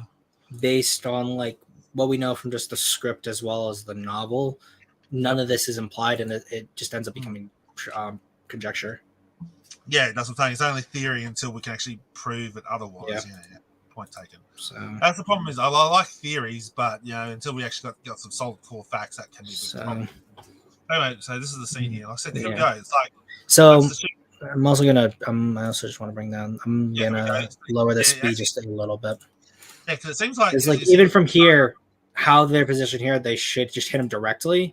Yeah, and then for some reason, explosions, it actually hits the wall. Yeah, it's really weird. Because ready, watch the scene. So the missile hits there, and then it explodes on the side. Yeah, like the weird thing is how also when you see Godzilla dive into the water, there's another scene where Godzilla's missile hits right through like his shoulder. Yeah, it just clips him basically. Yeah, it barely. Yeah, it didn't even get him. It's like no, but like when we can watch the scene again. So how they show the trajectory on screen. Yeah. They don't even intersect, and then the explosions hit on the other sides of him rather than actually hitting the target. Yeah, which is just another weird thing about it. And also, technically speaking, why did it actually show up that the target was destroyed? I thought it wasn't. Because it's built up specifically just to get build up drama, just like we killed Godzilla. When in reality, it doesn't really. Yeah, because I thought when they say the target was not eliminated or something, but because basically it wouldn't actually show, because you think it would still show the body still floating in the water as you see. Like, well, it does. The body does end up floating down there. Yeah. And they also say later on that they wanted to have divers come in and retrieve the body, but like again, it's just an issue with the fundamental world building of the story. Yeah, I guess the script writing was a little bit all over the place at the time, wasn't it? Technically, and then development was a bit all over the place, wasn't it? When they were actually writing the script for Godzilla '98, wasn't it? Yeah. What was that? The scripting was a little bit all over the place. Well, they had so. Emmerich and Devlin wrote the script down in Mexico, and then they came up and they made the thing that way. So there, and from what I know, in terms of like how the script was made, there wasn't any like issues where like they were writing it as they went, like Jurassic World 3 or anything like weird like that. So it isn't an issue where like the film was made, like was written as it came along. It's just the fact that the fundamental premises made in the film had just had bad world building. Yeah, that's what I'm saying. I said if they built it more like the animated series, I reckon it would have had a better reception and probably even better effect, as opposed to what it had, huh? If they built the movie around like the original concept of Godzilla having the atomic breath, which I thought was funny. The animated series shows that the 98 Godzilla, which is what they see in the opening shots of the animated series, where it actually falls, collapses, and then gets converted into like a cyber Godzilla. Yes, I recall. Yeah, that's just another example of retconning events within a universe to better suit another story. Like, could GTS work with actually having events just be different? Like having the egg scene line up more? Sure. Does it does the events of New Family really change much if they do that? No. I just think they really wanted to sort of give it a fresh start, and considering everything they do with the series later on, it kind of just worked for the best, I guess. Yeah, and even gave it a blue atomic breath, and I was like, hang on, that didn't have a blue atomic breath, but which like that's one of those things where you'd be like, is that another retcon, or is that something for the Leviathan aliens? Because that's also something that's never stated otherwise, like what that is. I mean, like, good on them for giving him a blue atomic breath, but I thought that was pretty, also a bit of a good head nod back to having like a Godzilla that did have an atomic blue breath at one point. But then look at all the promotions. Like I said, for Godzilla, it has this, like even the logo I'm showing on right now on my little profile picture here. It had that green lettering, it had that green writing, and you're thinking, hang on, the energy beam, even with the original Godzilla, should have been green. But I don't know. Yeah, I mean, like it seemed like there's so many, like with that film, there's just so many issues where they screwed the pooch on so much opportunities, and it's fundamentally just due to Emmerich as the head of the whole thing. Yeah, because they sort of screwed over with the thing. But again, I guess probably going to sort of hate me for that. You but just cut out there for a second. You cut out there for a second. I just want you to repeat, just so I don't miss anything. I said you probably might hate me for this one, but I still find the the sort of that 1998 Godzilla still I like the design of it, like that sleek design. I still sort of like. Yeah, no, I have no problem with anyone liking the design. Because I reckon the designs would have worked. Like I said, like the animated series sort of shown, it could have worked. Opposed to my issue is just comes down to the fact that, like, taking everything as a whole, for the film for what it is, has so many issues, and Godzilla series is a better step in the right direction, but my premise is solely on the fact that because of the director at hand, and due to what we do not get as a result of the weird amount, not necessarily studio meddling, but just sort of weird internal politics that were going on at the time, there ended up being a inferior movie produced, and then a pretty good animated series. Yeah. And it could also be said that, like, a lot of the reception behind that film caused Toho to make other decisions revolving around their character that may not have been for the best, especially at the time they were made. Like a good example of that is that after 98 came out, they rushed with making 2000, which I do find to be a good film overall, and I like it. But essentially, you do have the Millennium series treading on the same issues that the Heisei series had, where they were doing annual releases. And although the films are all films I enjoy, there is this need to pump things out. And because they started getting less and less returns on each of the films, they kept on trying to either up the antes or do things. So I reckon they should have actually had like a year apart. Either like a year apart, or sort of been like, hey, maybe we can experiment, but we experiment in a way that is more traditional. Like, for example, Shusuke Kaneko, because of, like, they wanted to increase the film's marquee value, they had to scrap Varanid and Garrus and replace them with Mothra and King Ghidorah.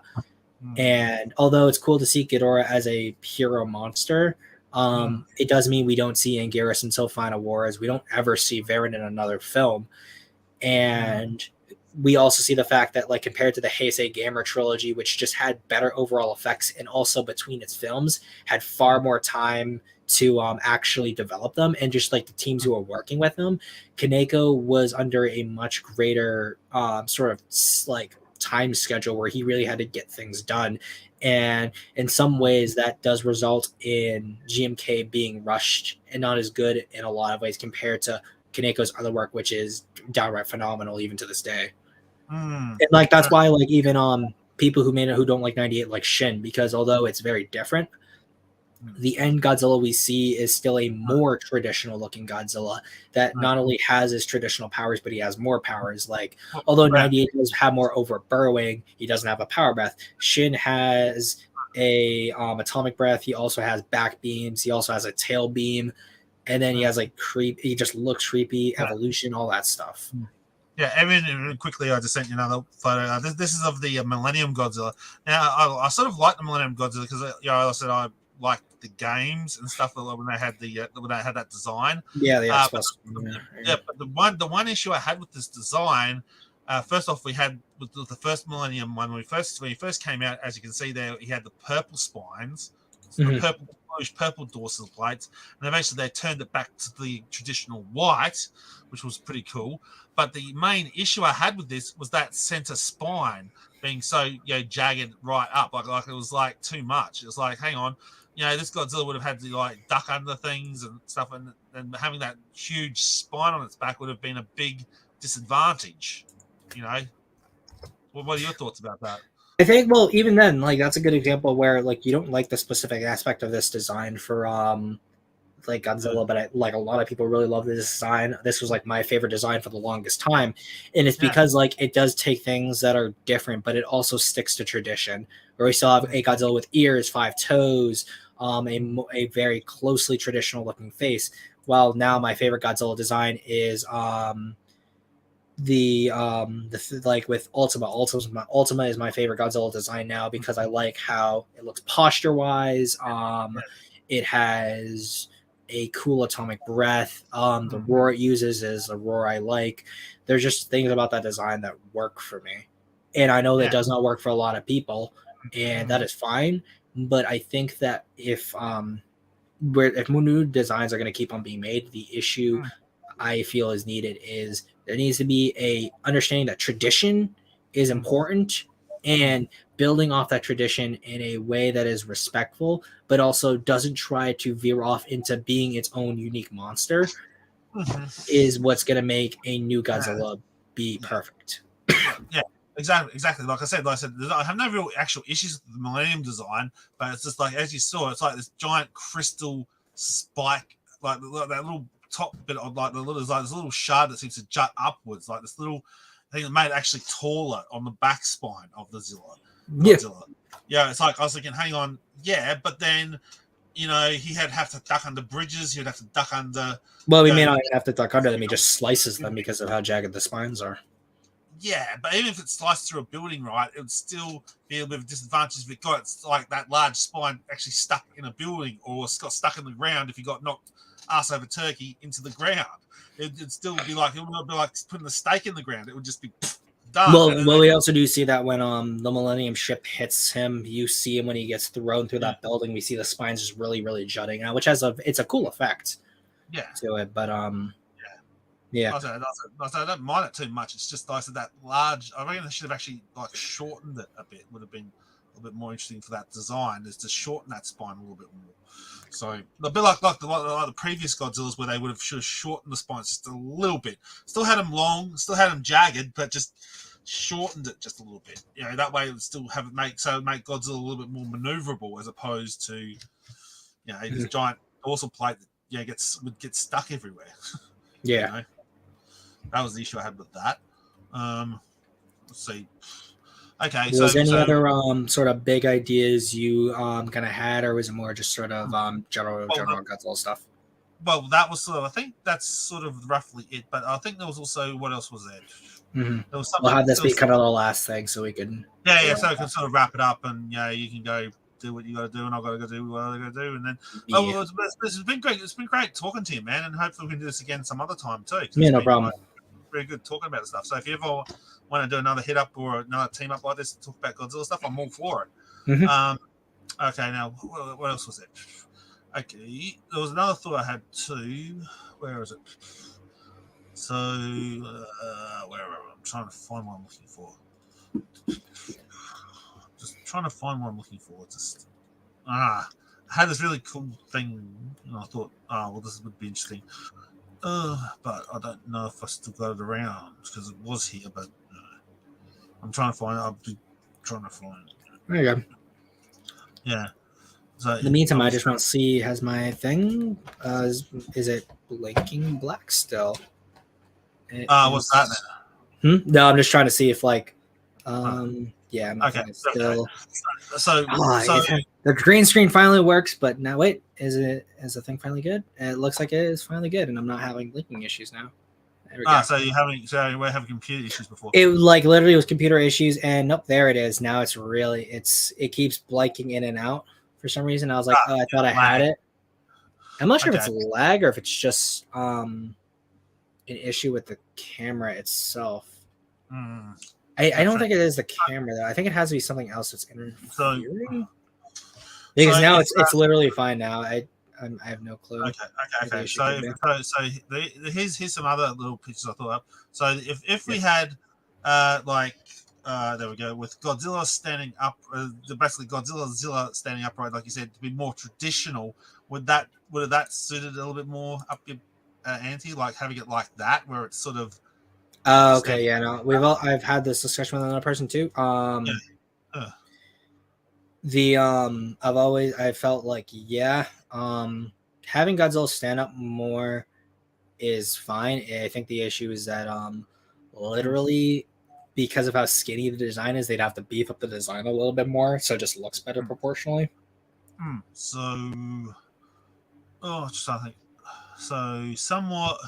I think I saw something like that. I know there's a few designs that were in my document that I have.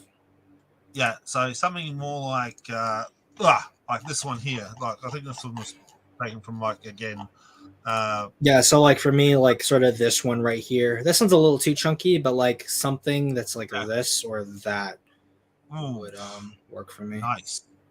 That one right there, I've seen that one before. I'm not showing. Let me show it on screen. Yep, cool, man. Yeah, so like even with this, that's a little too just like it almost looks like a were crocodile because of how straight up it looks and the tail just sort of juts out to the back. But sort of hunch the design over, have the spines be like more like actually how the 98 design has them at.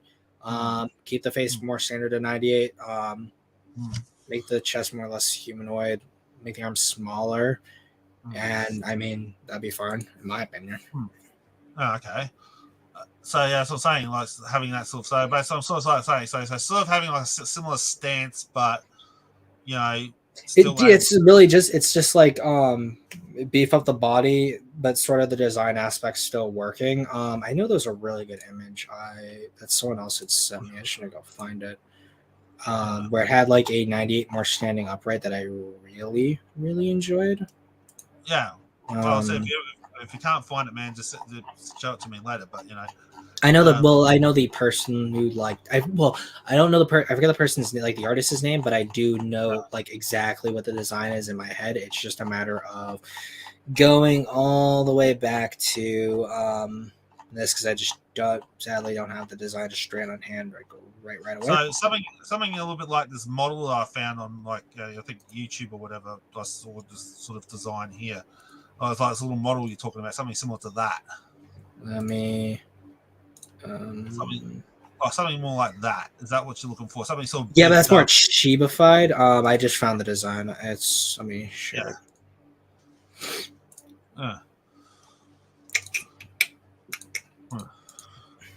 This right here, where essentially if he was standing like this all the time, that I would prefer something like this. Yeah, with the posture was. Nice. Oh, that's nice. I like that. Yeah.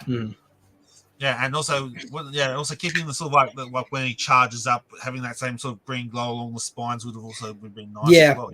The only thing I don't like about this specific piece is it uses the browner colors that I've seen the design done with before. I always prefer it with the more slate.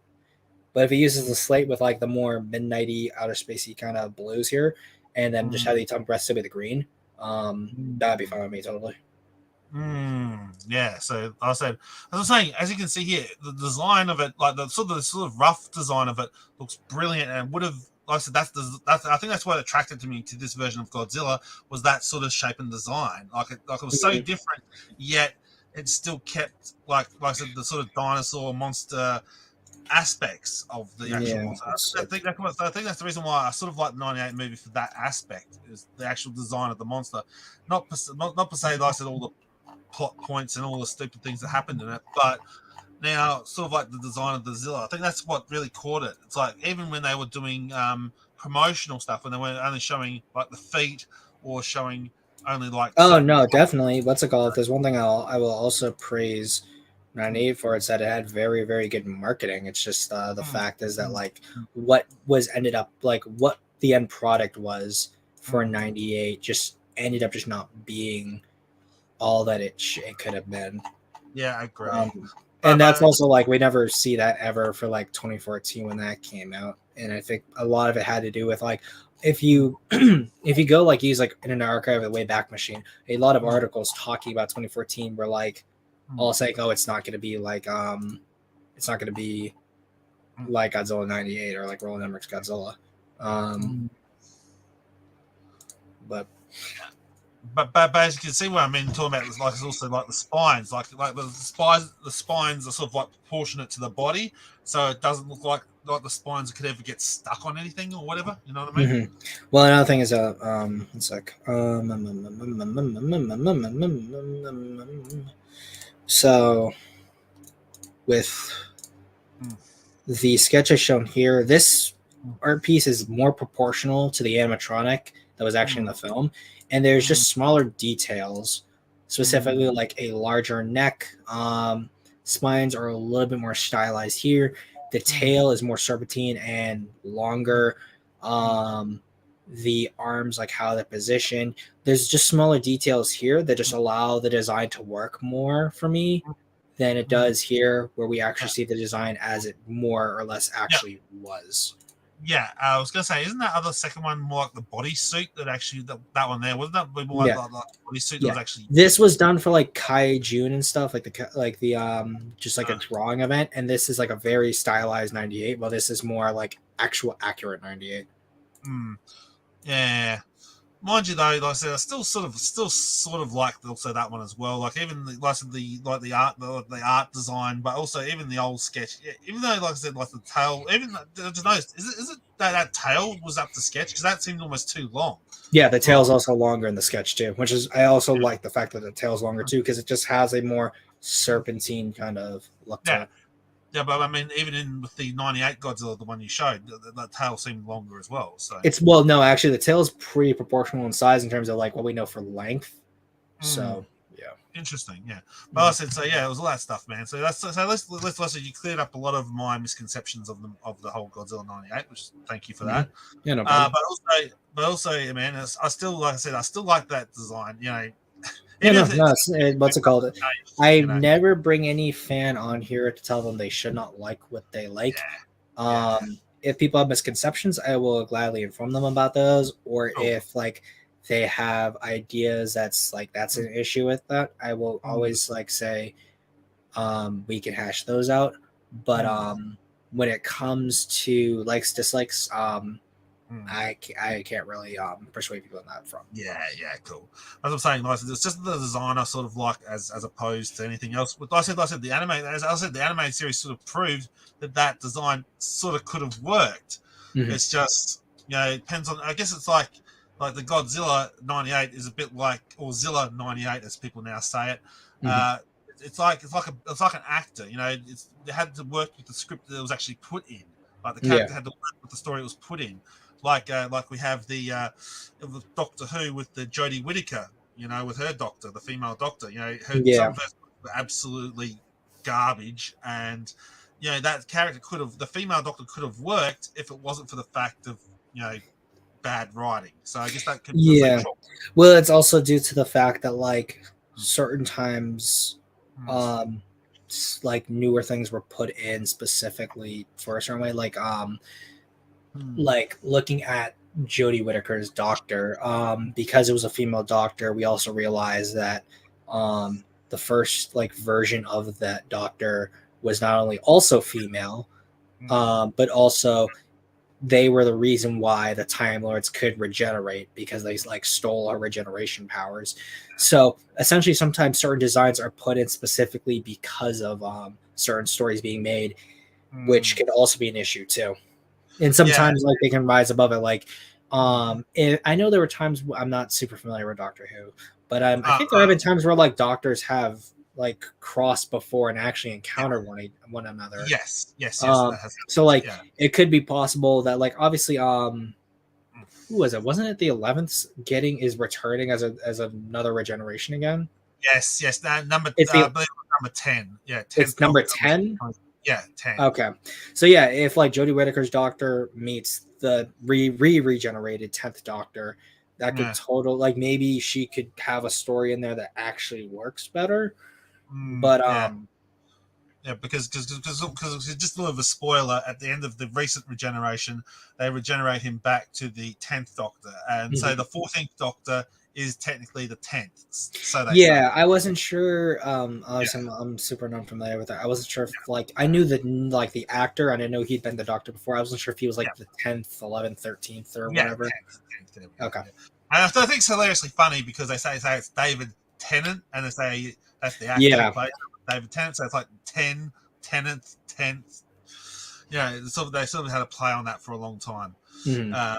But then it turned out, like I said, he was a favourite, so they brought him back. Yeah. I have also some theories about that too, but like I said, that's another day. And even like I said, this whole, like you brought up before about this whole, was that female doctor? Was that really truly the female doctor? Was there other female doctors before? And all that Mhm. jargon. Well, Again, it's more like another topic. That's another topic for another day. yeah, like the one thing I'll say on that is that it's not just like, oh, Yeah. were there female doctors before that? It's sort of more like, oh, we wanted to do a female doctor. I know you guys are angry that we're doing a female doctor, so we're actually going to make the original doctor's form female as well to then justify having a female doctor, which is why people get upset with it. It's because of the intent. Well. Yeah. It's like they tried to sort of push that, especially when Doctor Who was originally written, because you don't know about Doctor Who lore. So in Doctor Who lore, they had it set that Time Lords could only regenerate maybe 12 to 13 times. And the Doctor ended up being an exception to that. Yeah. Too. Yeah, and so, well, yeah, like I said, no, actually, all Time Lords could actually regenerate more than that, but they'd have to be granted that, like by the higher Time Lords in the society, like they'd have to be granted by. Example of that with the Master, like when they went, I think it was in the Five Doctors episode. Check that out; that was a pretty good one. They had like this anniversary special called the Five Doctors, and they brought the Master in, and the Master, they said, well, what am I going to get out of this? And they said they're going to give him a full new regeneration life cycle. So the Time Lords had adapted the technology that even if you were close to running out of regenerations, they could actually give you more. But again, like I said, as I said, they retconned that to saying that the Doctor could regenerate multiple times, so they could continue the saga. Even like now it's not really much of a risk, because originally when you had a cutoff point, like 12 to 13 regenerations, and that's it. When you had that cutoff point, it put the Doctor at risk. Yes, the Doctor could regenerate, but they could only regenerate certain times before it finally he would gave die. out on them. Yeah. Or the fact that like another good one that's more recent is with Star Wars, how in The Last Jedi, from The Force Awakens, we saw Rey was able to just kind of pick up and use lightsabers in the Force really, really well. And then that was never explained in The Last Jedi. And then finally in The Rise of Skywalker, they talk about like Force dyads and how like because she was connected to Kylo Ren, she could essentially download all of his skills. But because she was also a Palpatine, she was able to just kind of wield them better than a conflicted Ben Solo, which all that causes issues with the Force and all that. But that's neither here nor there. I'm probably gonna have to. I'd save Star Wars to like a whole nother channel. Or even then, like I said, we could talk about it another time. Like I said, the Star Wars Doctor concept. We could even we can talk about this. Maybe we can do this even in private later on, man. But like I said, overall, man, like I said, this has been a good discussion about the Godzilla. And like I said, at the end of the day, man, okay, at least you cleared up a lot of misconceptions for me, and I thank you for that, man. Yeah, no problem. But I still hold that I still like the 98 design because, like I said, as you said, as we saw with the animated series, it could have worked. Something could have been done here, and it's just a shame that it wasn't. So same with the Godzilla. Like I said, the Godzilla 98 on the video games, like I said, like the Dreamcast. When they had the American Godzilla, you always say Godzilla on there when they had the thing there. Like that was pretty cool having that walk around, in the 3D format or stuff like that. It would have been great to see like a little bit more from this version of Godzilla, Godzilla. It would have been great to see a little bit more from it, but we never get to see much more from it other than it's just this thing to be laughed, mocked at, and be thrown away because a lot of fans didn't like the movie. It just hurts. Yeah, no, makes sense. Yeah, it sucks. But also, and on another note, we'll just try and wrap this up quickly. Well, did you hear about the story about the whole thing with the Rugrats and how they couldn't use Reptar anymore? Yeah. What happened with that? Because I thought again, with the whole copyright rules, what happened? Toho can be pretty stingy sometimes, where like if things get a little too popular and they're really kind of treading on that Godzilla license, they'll kind of step in, and because Toho has big pockets, essentially they can force out their settlements in a lot of cases.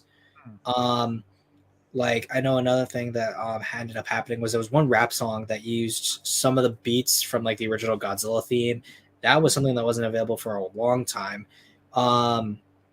When the actual the baseball player from Godzilla against Mechagodzilla, he's an actual baseball player, and then when he ended up getting traded to the New York Yankees, they had little Godzilla inflatables that they were selling at Yankee Stadium, and they also like called him Godzilla, and they played the Godzilla theme when he appeared and stuff, and Toho stepped in and kind of told them to cut that out. So there are certain times where like either if it's a name or if it's a little too close, Toho will get a little bit more kind of lawyer happy about things. Yeah, that's what I thought was interesting was that, like I said, the Reptar thing, like it wasn't like a separate entity of its own. Even in the Rugrats universe, it was like a parody of Godzilla. So, so that's why I couldn't understand how could they get sued for doing a parody of Godzilla? Yeah, Reptar is that weird exception because, like, for example, it can be safe to say that like with the Simpsons and Family Guy, they've used Godzilla in like multiple little tiny skits and stuff, and because it's like parody, therefore it'd be protected under like fair use, and because like those companies were also protected more under like bigger corporations that could fight Toho and stuff like that. Like a lot of things when it comes down to legality, it's an issue of not just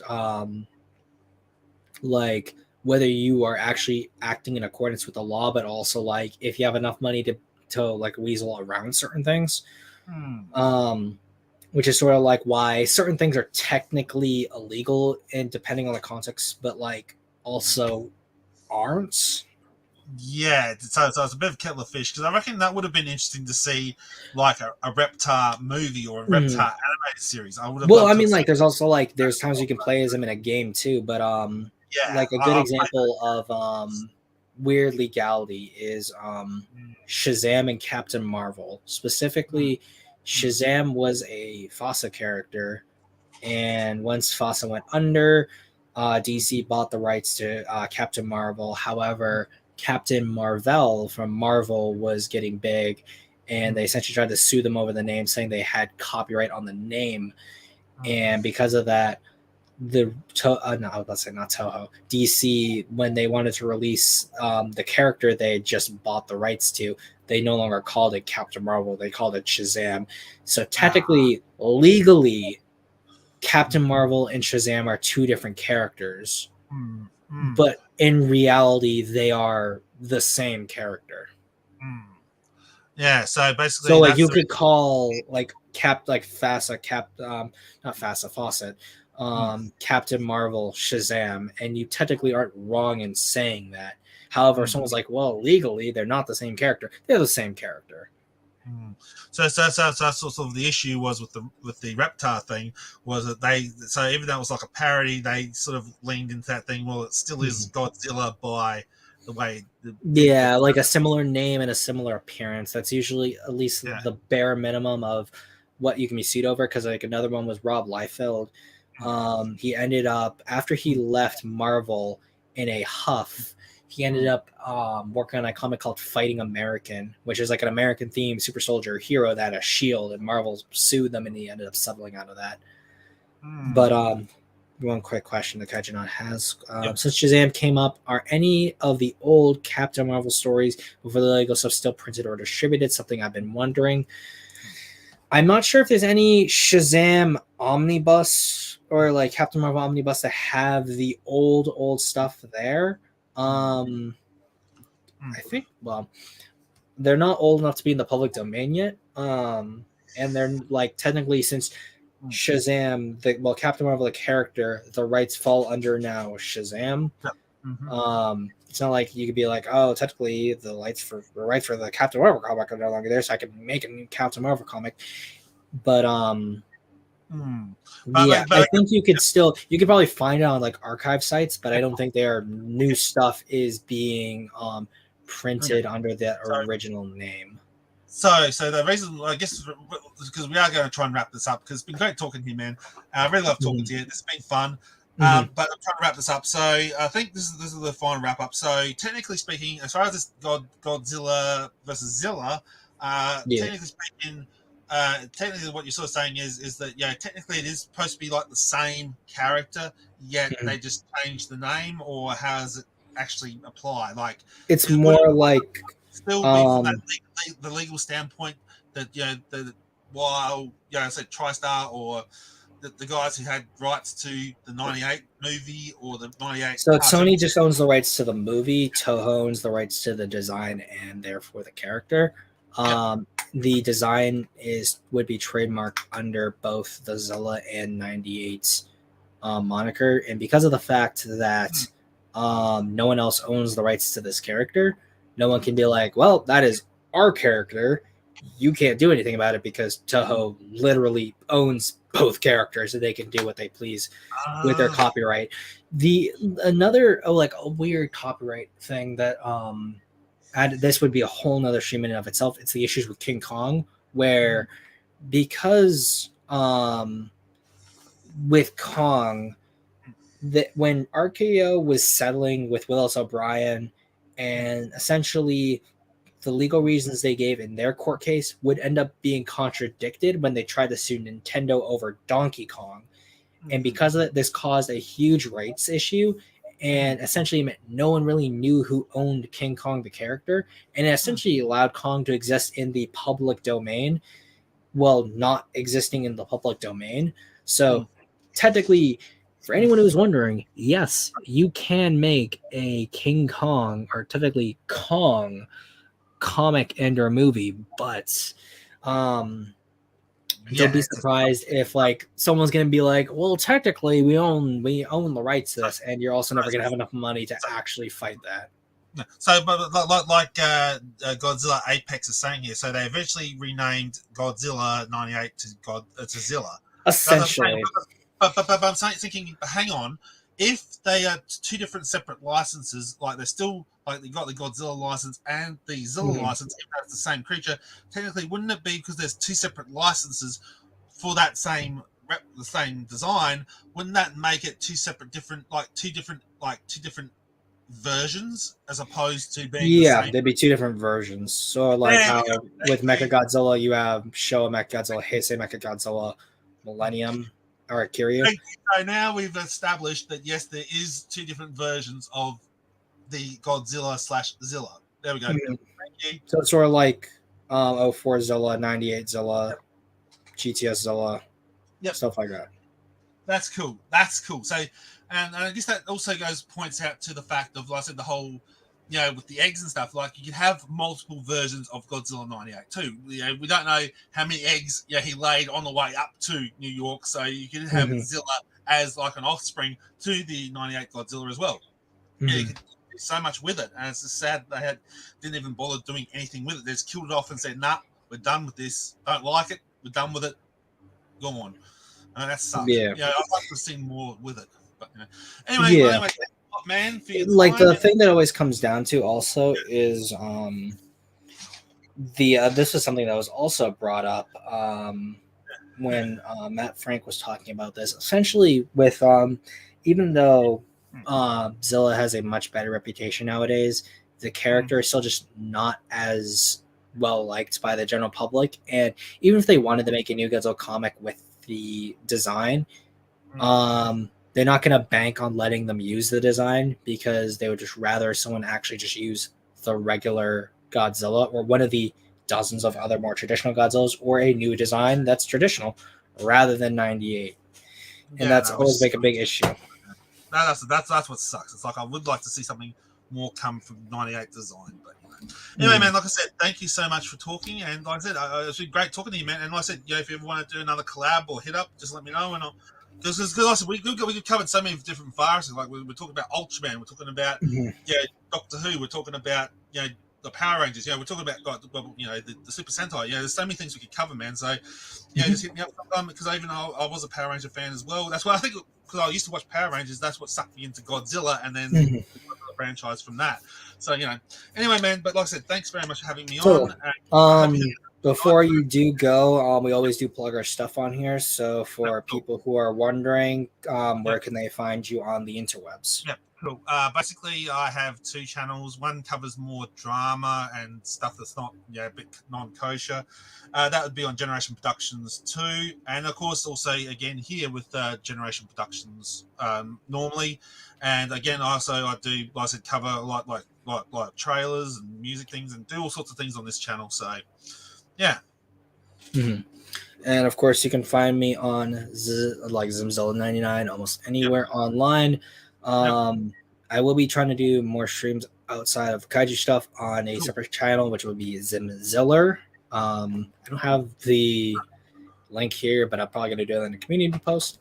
And even send me a link to that, man, so we can check that out too. So that would be cool as well. Yeah, to cover various other topics and things as well. Yeah. And since Kaiju Not said it, it's funny because Acno saying, Jesus, you guys are awake. It's 1:16 a.m. in the morning for me, and well, for Acno, it's that time. For me right now, it is 2:19. It is 11 p.m. for Kaiju Not. And since some people probably don't know this, GP is actually in Australia. What time is it right now there for the Aussies? Right now it's about 5:50 in the PM. morning. Or no, PM. PM. There you go. PM. So there you go. That's why we like our worldwide audiences, folks. But I thank you all for enjoying our time here. And have a good night's rest, man. I hope everyone enjoyed the chat as well and enjoyed the stream as well. So it'll be good catching up with you again, man, sometime soon. Catch you later, man. Have a good one. Bye. Have a good one. Bye.